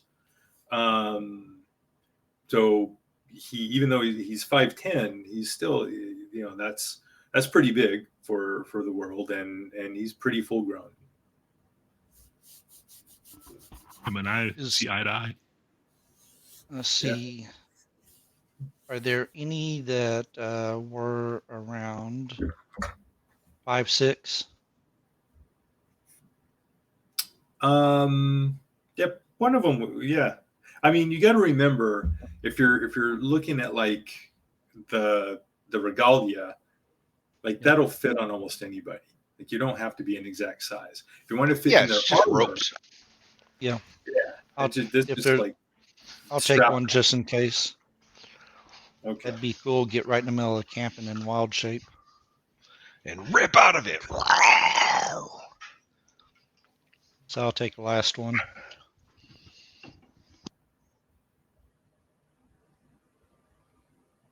Looking around at So the just bodies. standard leather armor.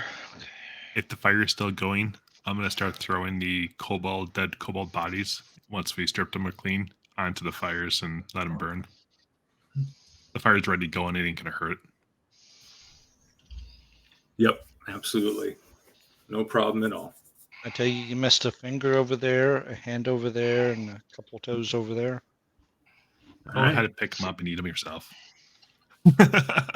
I'm done with those 2 toys. They tasted bad. Okay, so we good. cleaned this area out, and we got one guy. He fled to the west. So quasi good deed. Go put a hand on Hef's shoulder and ask him if he's all right. Yeah, no, I feel good. Doing good. I told you I could help. Yes. You should probably collect your arrows. Oh, all right, right. And he goes and he goes around and actually, well, I guess he collects the one that he Yeah. could from the main guy. Leader? Yeah. Yeah. Yep. The other one is way out here somewhere. Who knows where it is? Way out there. He's like, yeah, he's not even gonna. Yeah. Now, as far as the stuff we looted from the area, all I remembered here, I'll be honest, you said a bunch of weapons. I'm like, yeah, no, I'm not gonna spend time carrying that stuff. Nope, not gonna spend time carrying that stuff. We'll carry the outfits, and we'll take the change.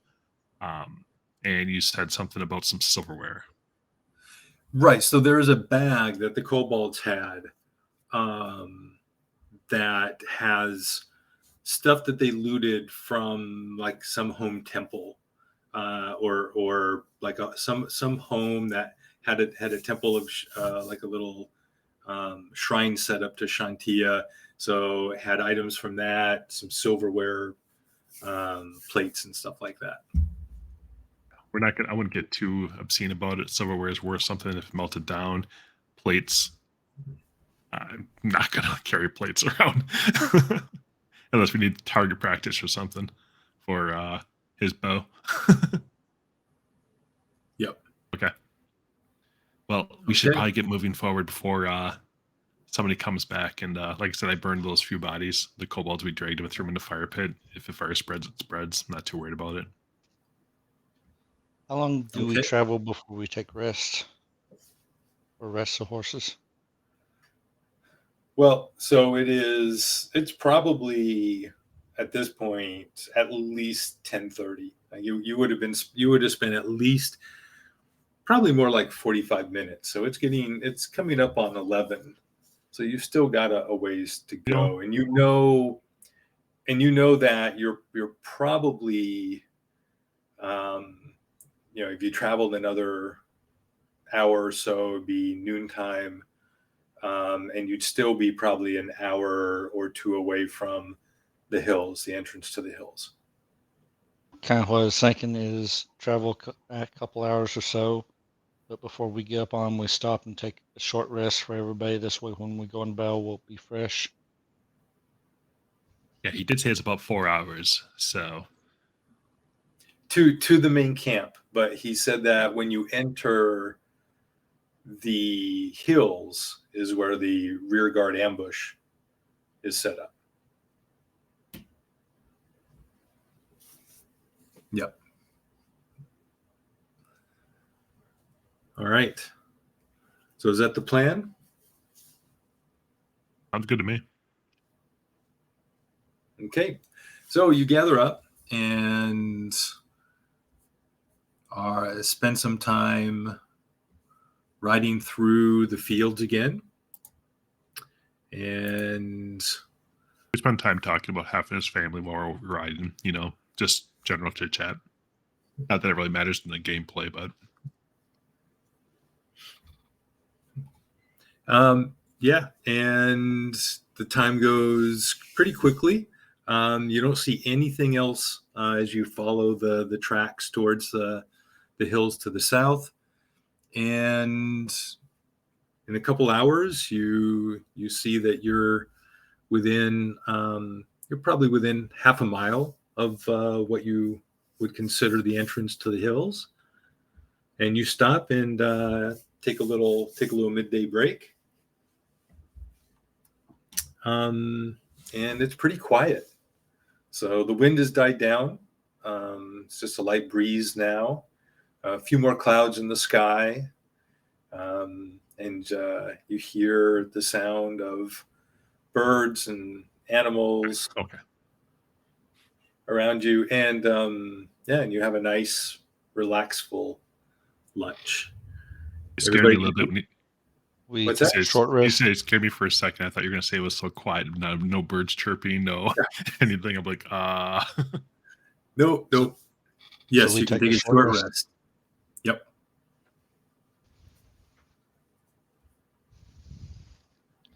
And during that time, I'll talk to Hef about while some believes it's right to kill all, there has to be a balance sometimes between both sides.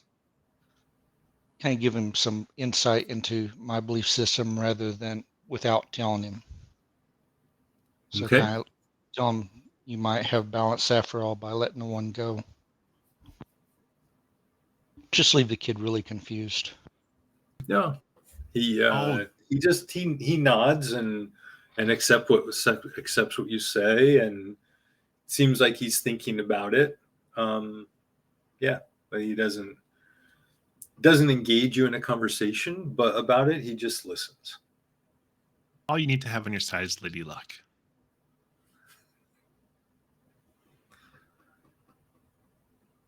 All right, and then you continue on.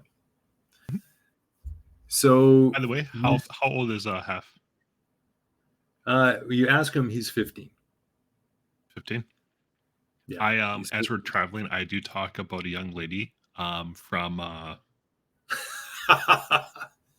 From Hill's Edge. Nantucket. Hill's Edge.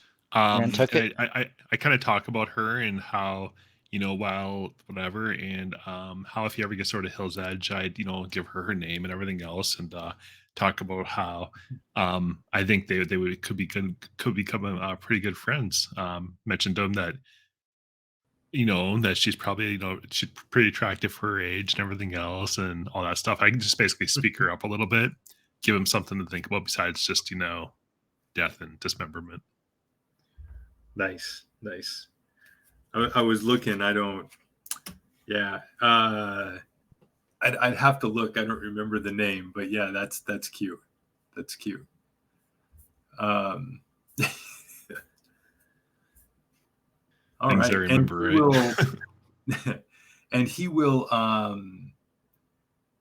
talk to you if as part of the conversation he'll tell you a little bit about his father Ruth and his mother Yia and his sister Bonnie. And by the way, the girl's name is Riel. Riel, yes. Reil. Riel.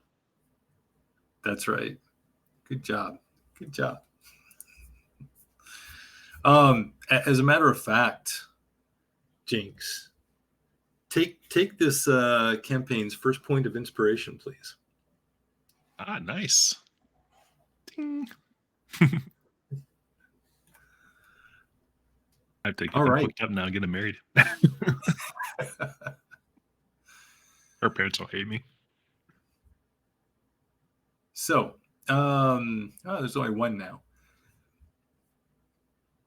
So you come up on what you see is entrance to the hills. And actually, so you see. Oh wait, and I see we are missing Hef again, aren't we? Hold on. Hello, Hef. How can we miss him? He's with us. We've been talking to him. Yeah. Maybe just do he's this been an before- illusion this whole time. Oh, that would Of be. course you would awesome, think that. actually. He's Nice the, illusion. there was a spell I was about to learn the phantasmal. I was going to pick it, but I didn't. Whatever it is, where you can make somebody believe it's something, and if they don't save against it, they can hit it. They can get hit by it and take damage. But It's not even there. Nice. It's got to be pretty high level. Level 2. All right. That's not that bad then. Doesn't do much. Wrong one. Here we go. Um, So Apparently, Are we're they aligned? following the arrows. They're Yeah. on the ground. Follow So the red this- arrows, guys. Follow the red arrows are showing you the path through the through the rocks, and the obvious path that is taken. It was taken by all the people. You see, Well, single file wagons went that way, and Right. everyone else walked. are these rock walls, as in it's a maze, or are they high, we're at the highest point going down to the lowest point, like the side of a hill? So you are entering. So what this is it looks like it was a mass of rock, like jutting rocks Mhm. among the hills that a path was carved, Okay. and so that flat enough and wide enough so that small carts could go single file through it. If you think it's needed, you may want to put my hyena off to the side. And how tall are these rocks? So the rocks vary between about 20 and 50 feet. They're jagged. So there's like some that like stick way up and others that are kind of just like tall mounds. Looks like, see a lot of granite, stone, various So if shapes. I wanted to climb, or Jinx on top this one right here, so he could get an overlook. Is that possible?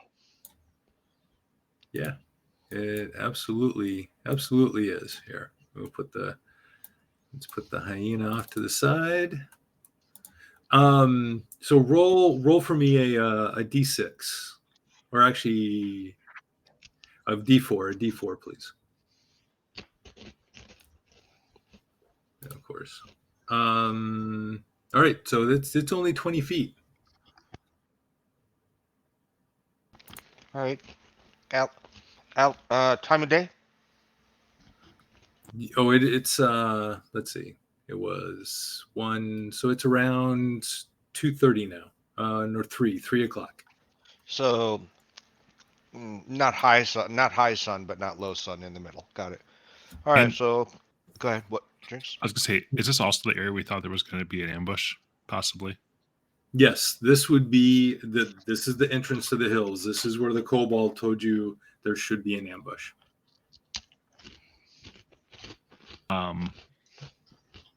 Yeah. Oh, let's not go first. So, yeah. Apparently, this mock. I see this idea. This is a pretty good idea.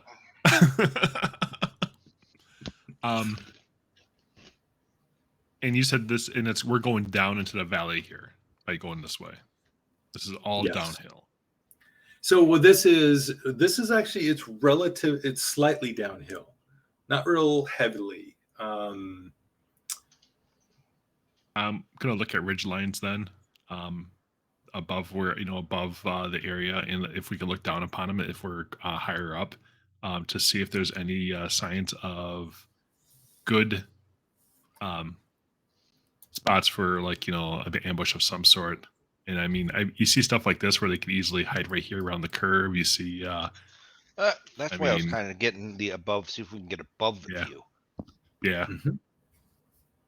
So I can sneak to the end here too, and kind of sneak around the ridge here, kind of look down on it too.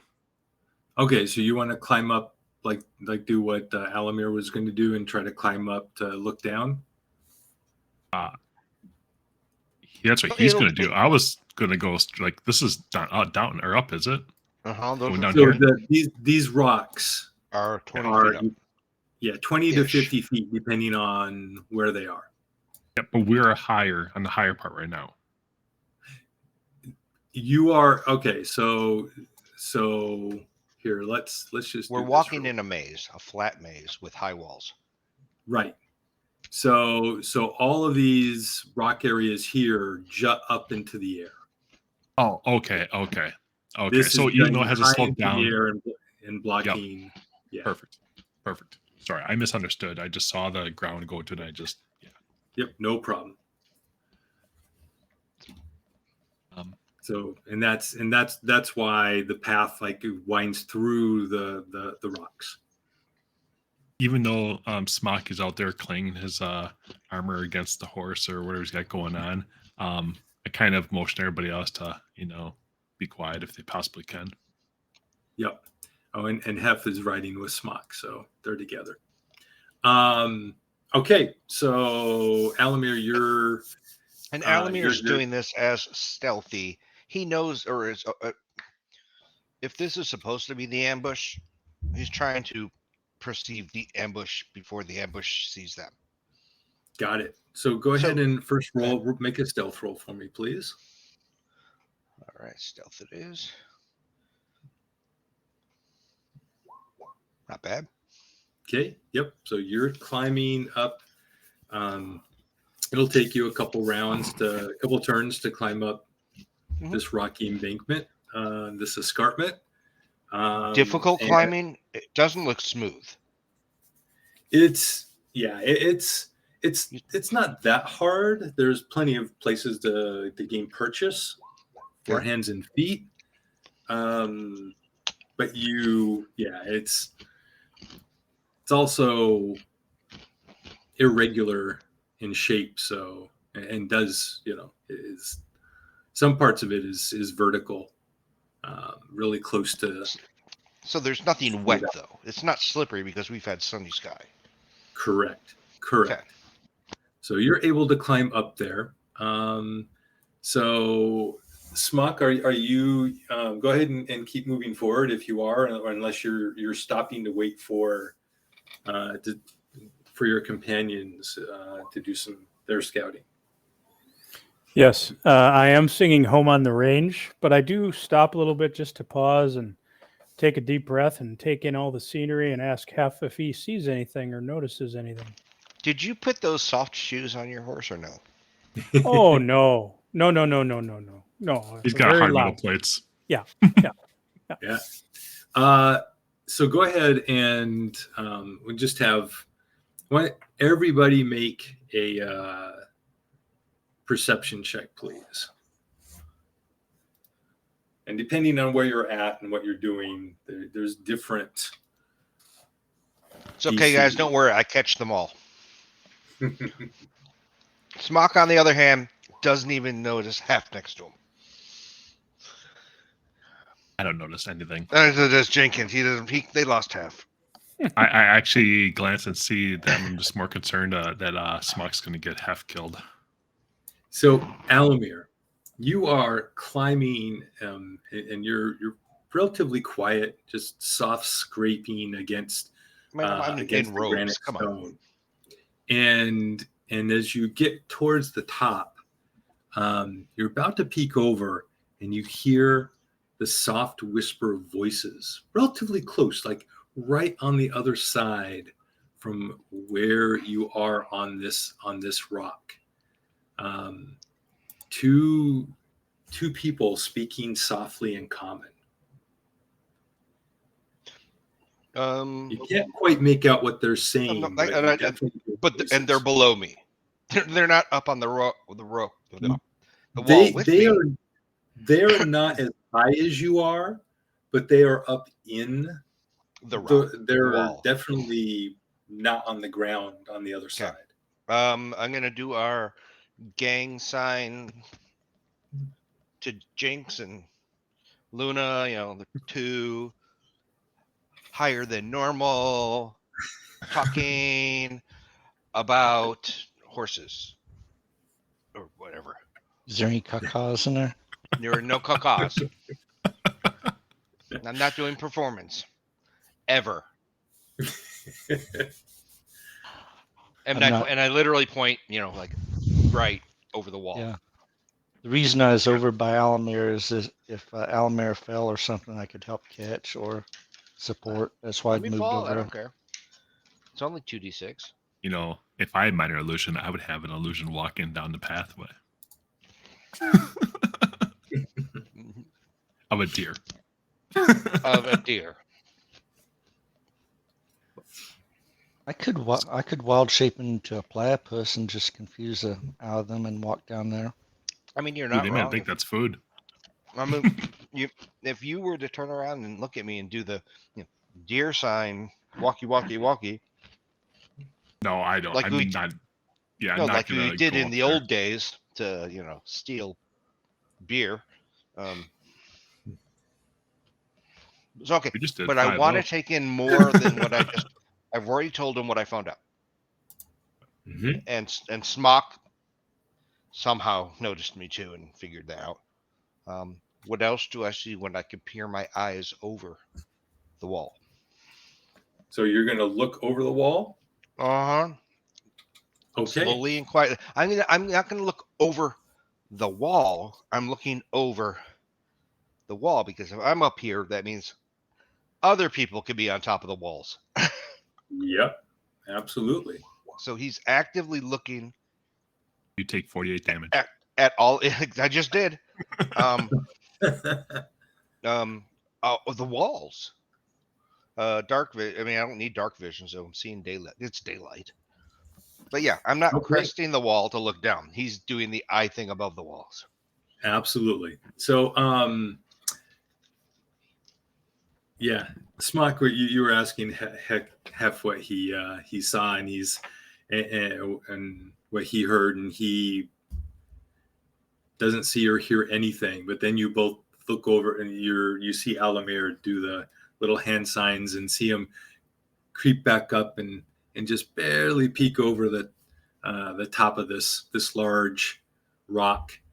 So Alamir, you see from your vantage point. Make a perception check for me, please. Another one. This I'd one like would be to use the 20 a that I new had before. visual check. Nope, new visual check. I'd still like to use the 20 that I had before. I see nothing. So your new visual check. You peek up and over, and you can look down. And you see these two down here. And you're looking around. There's all of these other rock escarpments and bushes. You see the ruts in the road down here where the path continues on further down. As you're peeking over, I need you to make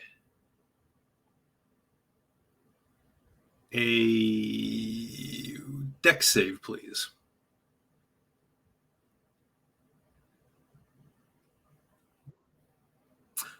Nice. You notice this glow begin to form around you, and you jump back just as a spell goes off right on the top where you were, right where your head was peeking over. This flash of fiery light, and explodes, but you completely move out of the way.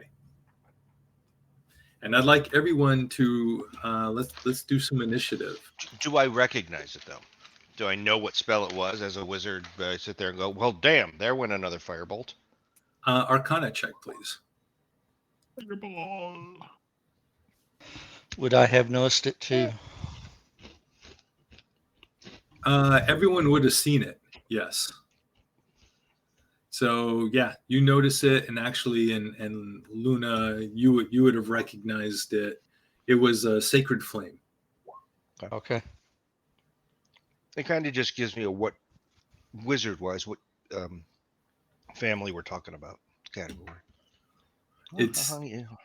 It wasn't. It was not an arcane magic. It was a religious Yeah. patron magic, deity, not deity, patron magic. Yeah, those ones. Yeah. So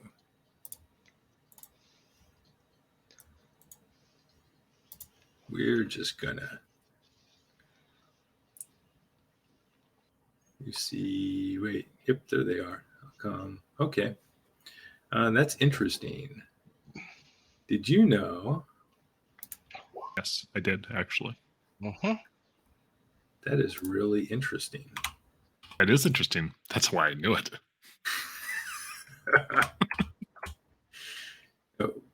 So even if you can see one of the creatures, if I clicked on the cultist you can see to add them to the torn order, they're hidden. It ends up being hidden because The there's other rest can't see cultists it. we can't see. That's fine. So they're all hidden. That's fine. Now we know that there's others. That's right. Yeah, you probably could have guessed that. Yeah. And I need to get back here. Object and tokens. So come on, I can't. There, add turn. There's my hef. Good. Now let's do a hef roll. Good job. Good job, hef.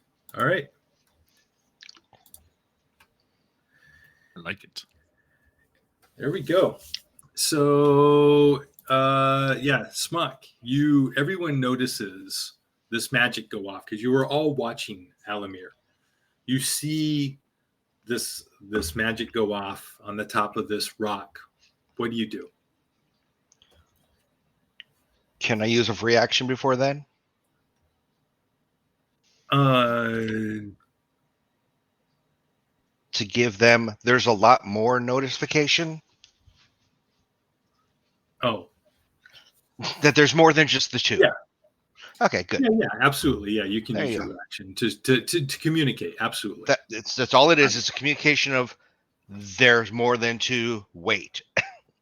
Got it. So Leroy If Jenkins. Smock and if Smock believes me or understands, it's another story. Roll your intelligence.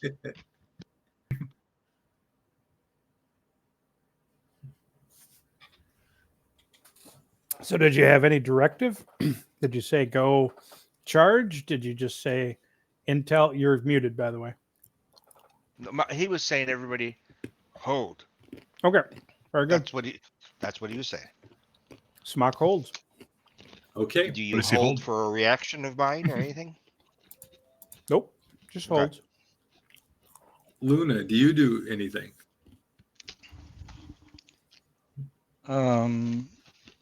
Yes, I am gonna make sure I have. Let's see, where's my spells at? Shillelagh on myself. Okay. That's right. Touch yourself. Oh yeah, I'm touching myself. That sounded wrong. Never mind. Very much so. It sounded normal. You energized your staff with druidic power. Something like that. Okay. I'm trying to keep it PG now. You Yes. used What you need Lely for on that. it. All right. Anything else, or is that it? That's it for right now. I'm waiting Okay. to see what Alamir says. Well, I am looking around to see if there's anything else I can pick up on. Hef will draw his bow and knock an arrow while he sits on the back of the horse. Got to make noise. Alamir. Minor illusion on myself of Turn into a miner. no granite looking rock that's flat.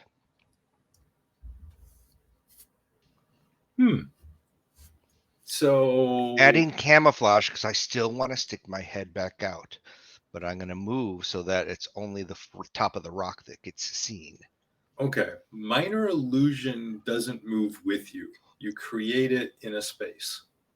Then I will create the So- minor illusion in the space I want to put my head in. Yes.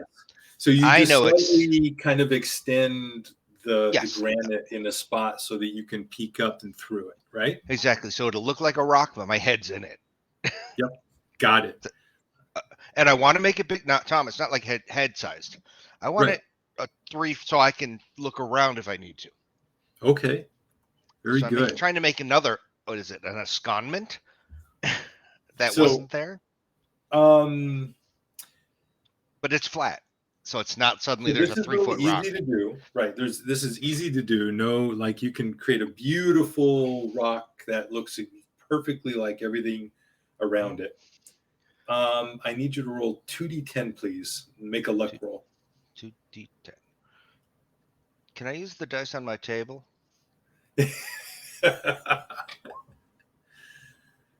Beautiful, beautiful, excellent. All right, then what do you do after you do that? I'm out to just look again. I'm out to, because I don't even think I got a peripheral look last time. I just got straight back down.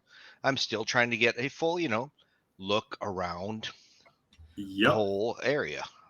So go ahead and make a Look. perception check as you peek over again.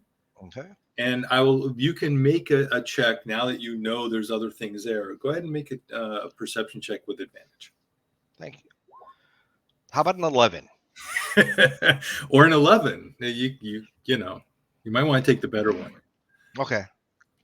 All right. So you do see some things right before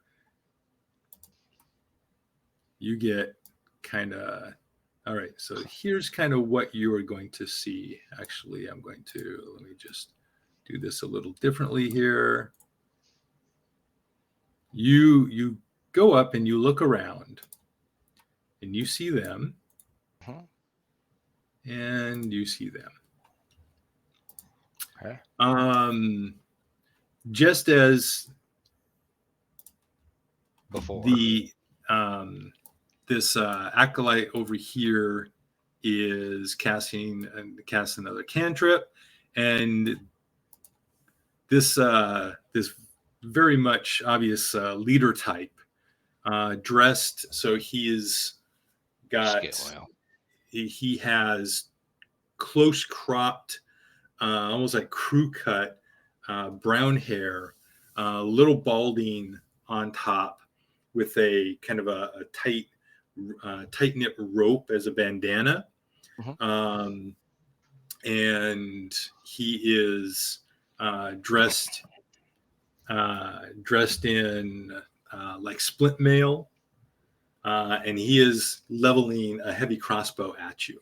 So these two are going to take shots at you because they expected. actually, I'm sorry. Well, they were looking at the area. They saw the rock. That's not fair. Hold on one sec. They first Have to roll a wisdom? is it wisdom or intelligence? Save DC. Intelligence. Intelligence, sorry. It's intelligence. So that's what I thought. So, but they're in this case get it with advantage. So Right, I got it. The veteran sees you. Yep. The acolyte, because they may just because they know that it's magic, that is illusion, doesn't mean that they can easily see through it. That's good. But they both do. Okay. All right. So yes. So the veteran. Let's see. Let's start with make a dex save against the sacred flame. Nope. This time does not work. And whoops. The shield. I guess I just do. So 4. You take 4 damage from the flame. Okay. I'm looking to see. And Shield the heavy would- crossbow misses you Okay. as you're dodging out of sight. But you did get a good look at all the forces arrayed in that Okay. around I the took a total of 4. Okay. Yep, 4 damage. Gotcha. I do not have 126. I'm going to slowly start climbing back down and give everybody the layout of the land of what's going on. Okay. So take whatever time that needs to take, Tom, so that we can plan this out. Yep. So, and I'm just going to, so you go back down, you can't, and I'm just going to kind of You don't know what they're doing. Right. They can be moving around for all we know. Yep. All right. So you move down, Jinx. And this is when I also explained I could go in as the leader. Might be up right now after showing yourself, and they know that you were there, though. Okay. Yeah. Jig You're might. right. We can try it, but I'm saying that Jig might be up for that. I actually go to Hef, and I give him inspiration. Tell him to You can watch. do it. You Basically, can do it. Just give him confidence. Just tell him to keep calm and Don't make die. sure he takes the shot when the shot is right. Essentially, And he nods at you and he goes, "Yes, yes, sir. I will." And that is all I'm going to do actually with my action because I'm not a frontliner. Okay. Smock.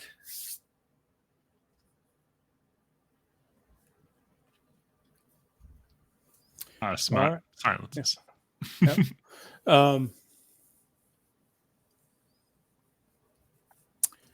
I will cast Bless, and we'll put Bless on myself, Hef, and Luna. Very good.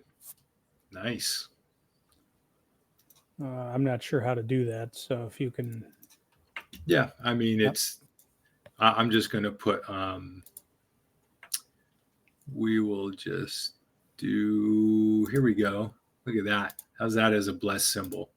Brilliant. I like that.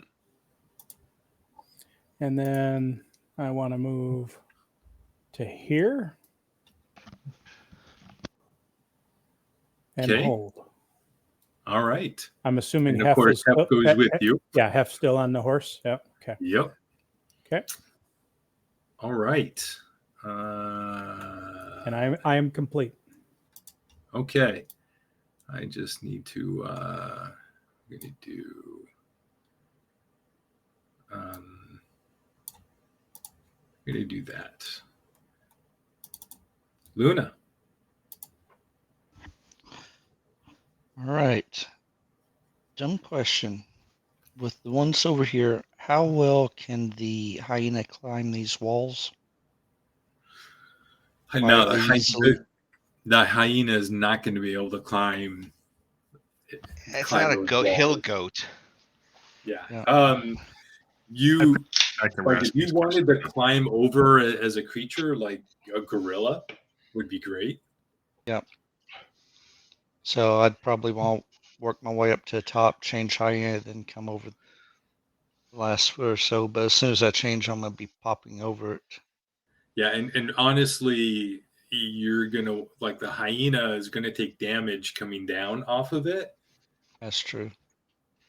So which you could do, like even as long as it's only at the 20-foot section, like where Alamir was. Yep.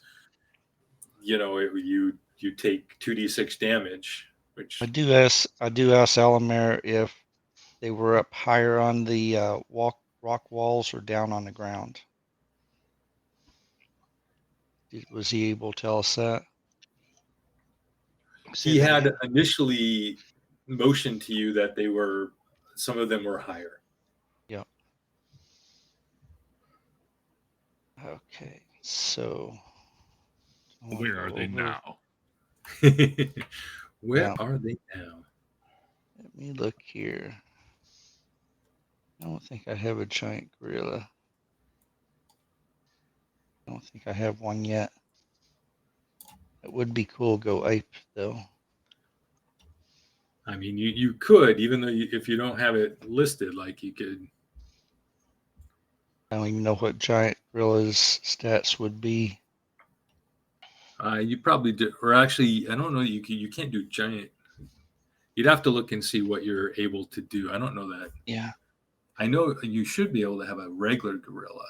Let me look at wild shapes. There we go. Ape. It's ape. Okay. And the ape is a challenge 1/2, so you could definitely do it. So as climb and all of that. Yeah, it has a climb. It has its own a climb speed of 30 feet, so it could do it easily. Yep. 19 hit points. Actually gets 2 fist attacks. Do I want to do that? We're going with them. I asked y'all if y'all want me to climb over and go ape on 'em or come in with a hyena around with Smock. I've never seen you do an air form, so I just assume that you know what you're doing. Because when I seen you as a hyena, you rip things apart. So I'm like, well, I know you can kill me. So whatever you think is right, I'm good with. Ah, I never seen you in an ape form, yeah. or gorilla, or chimpanzee, or whatever. You know, I'm going to go with what I know. Okay, sounds Yeah, good. I'm going to go hyena. And I'll move up there with Smock. I'll be right behind him. And you turn a hyena right there. So, yeah, I'm going to turn in hyena right there. Okay, This way I'm in form and I'm ready. This way, if I get bite, I can bonus action. okay. And half is just kind of object tokens hanging out on the back of the horse still. And Alamir. Smock, go ahead and actually, and so Smock and Luna, as you're both there, as a free on the round, go ahead and make a perception check, please.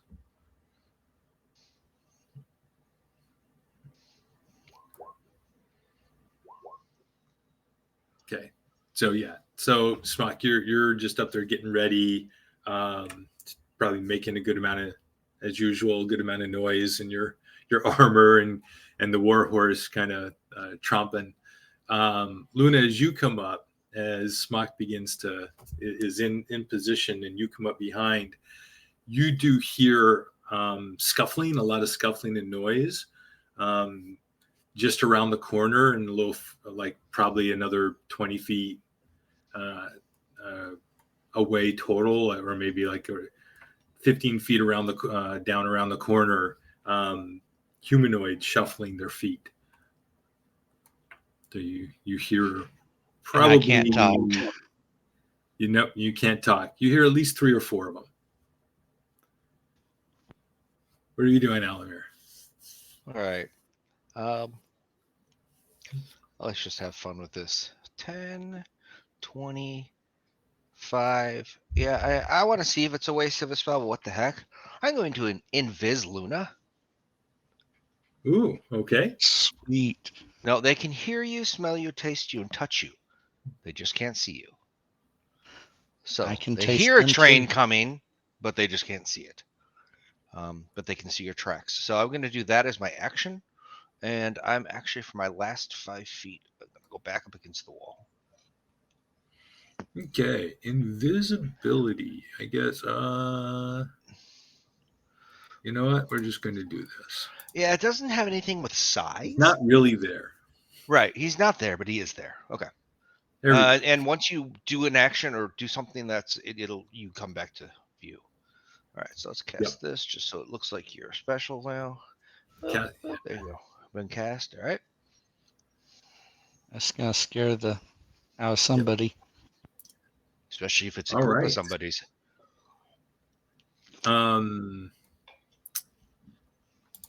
Jinx.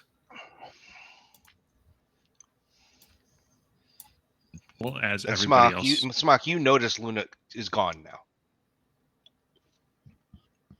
Where did he as go? everybody else moved up, I come against the wall as well.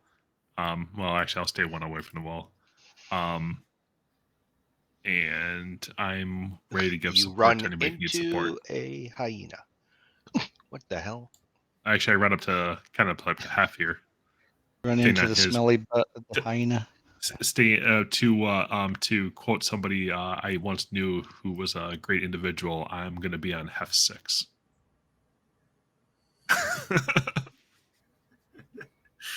All righty. Smock, back to you. All right.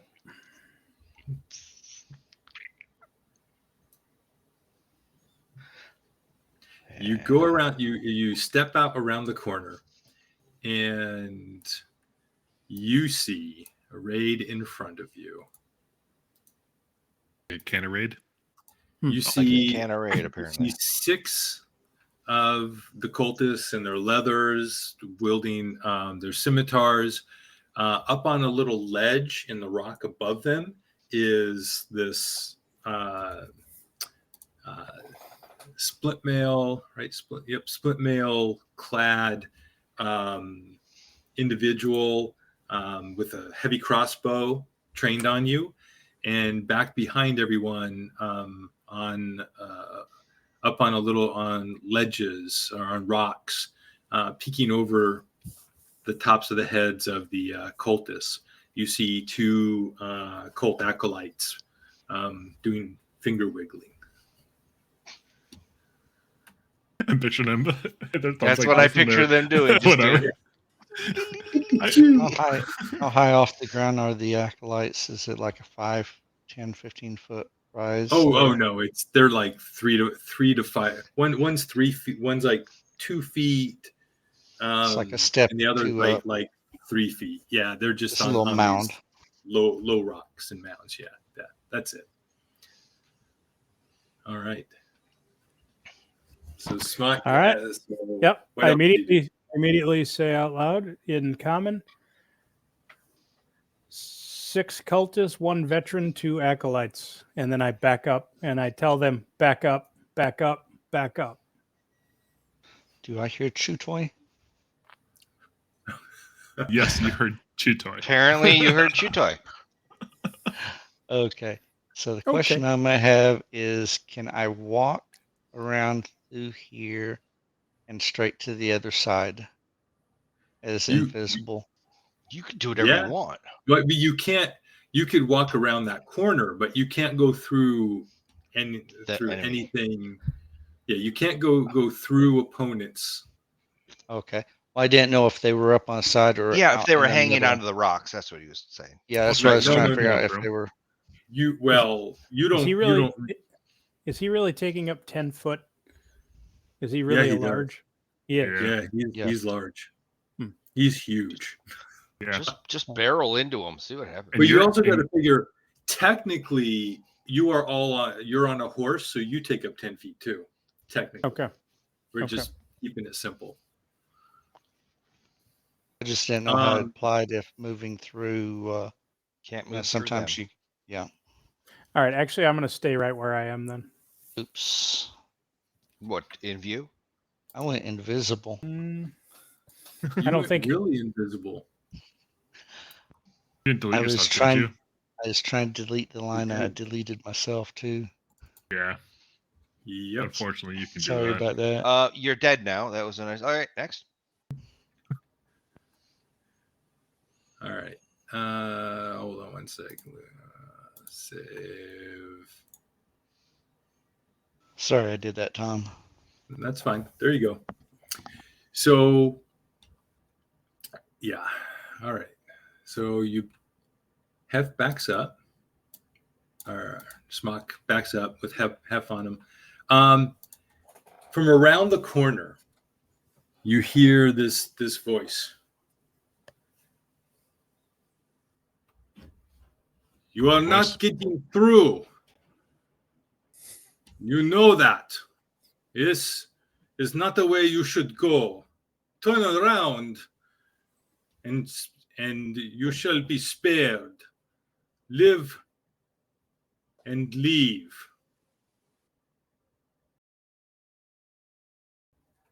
And Luna, it's your turn. Ah, sweet. So before I turned in, our plan was to come around and attack them, right? So that's what I'm going to do. All right. Come around to there.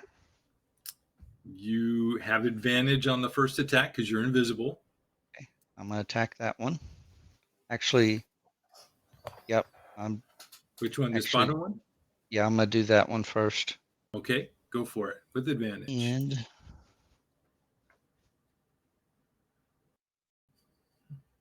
there we go. So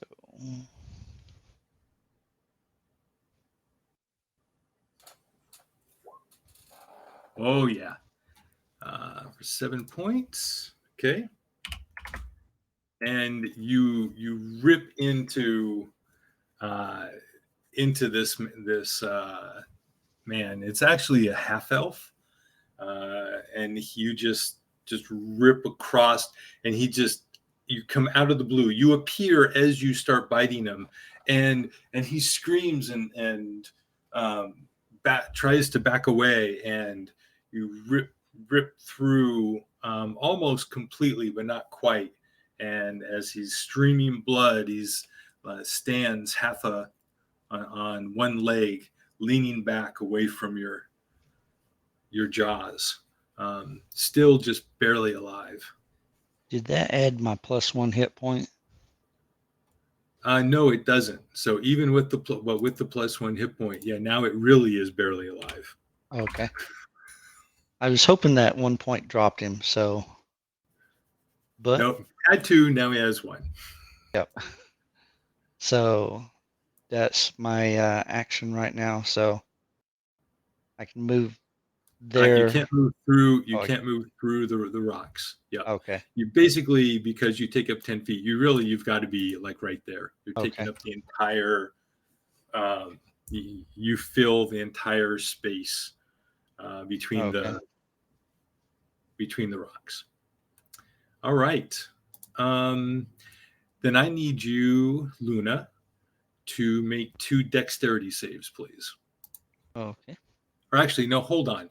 You're only going to make 1. You're only going to make 1. The other And one, do I do it off my character sheet or do I do it off the hyena sheet? Off the hyena sheet, Hyena. please. Okay. So saving throws. Yeah. You do strength, con, and dex-based stuff off of your wild shapes, and intelligence, charisma, and wisdom off of your character sheet.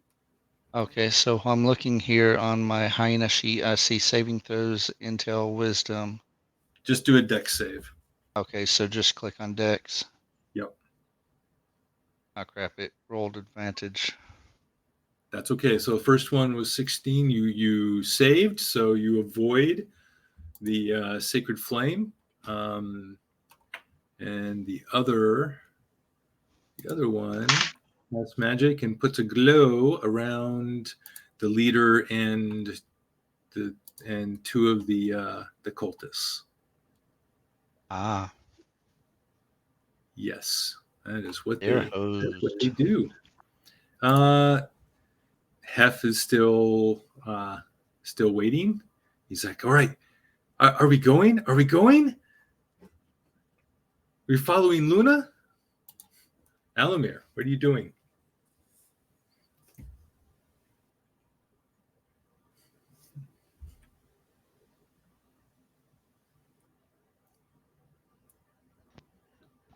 From where I'm at, can I see that lower alkalite? You'd have to move down 1 more. Then I will still move down. It's only 15 feet. And I'm going to magic missile that guy. Yep. All right. So All 3? all of them, everything. You blow my wad. Okay. You're using me like a meat shield. Yep. There's one. And it's 3 more, right? That's 1. It's a total of 4 or 3. It's a total of 3. It's 3. It's 3 at first. Yeah. It's 3. It's his first level. There's 1. Yep. There's 2. There's 3. Wow. Okay. And you see they burst into this robe-clad And then I'm going to go back around the corner. and they drop down onto off the rock, and they need to make a con More than save. 10 feet? No. They were that's the one that was only 2 But feet up. was this the guy who cast Bless? If it was, he needs concentration. Like that. Not Constitution. Yeah. Okay. Yeah. Yeah. Well, Yep. Very the true. question, Yeah. the question on that is, since there are 3 separate hits, does he have to take 3 separate saves? Oh, you know what? Yeah.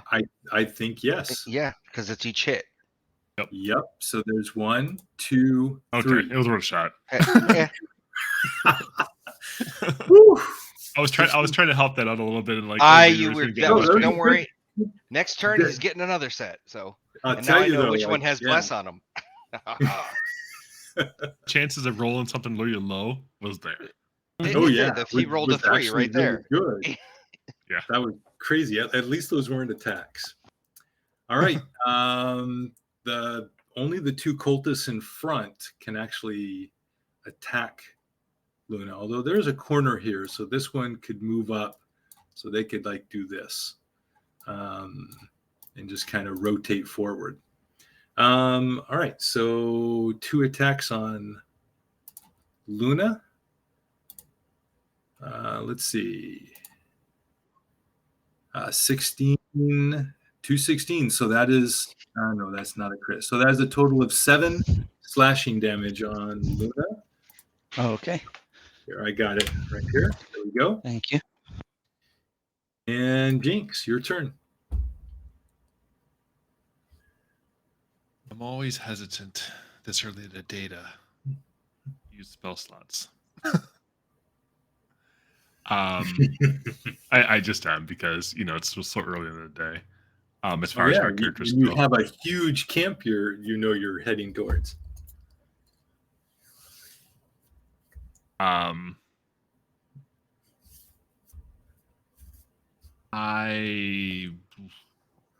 want to go about this. I got a huge hyena in front of us.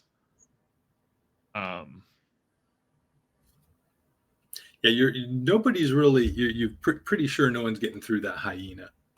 Yeah. I see that acolyte fire away, and I will catch Vicious you can Mockery see on this him. one. Okay. When it's hurt. Wisdom saving throw. Yep, wisdom saving throw. Let's see. Wiz. Yep. Always got it.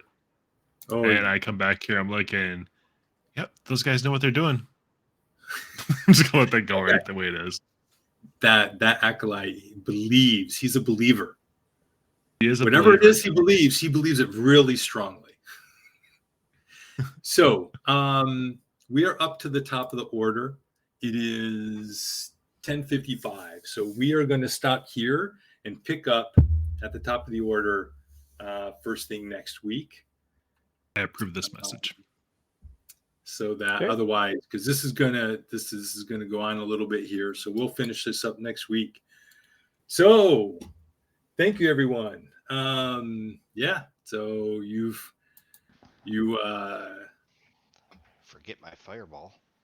yeah. Where's your fireball? 2 more. I was levels. holding it. Thanks everyone for watching, and we will see you all next week and see what happens with this battle, and with the what happens and what the heroes plan to do when they or decide to do when they find the main encampment. Night, everybody. Good night. Good night.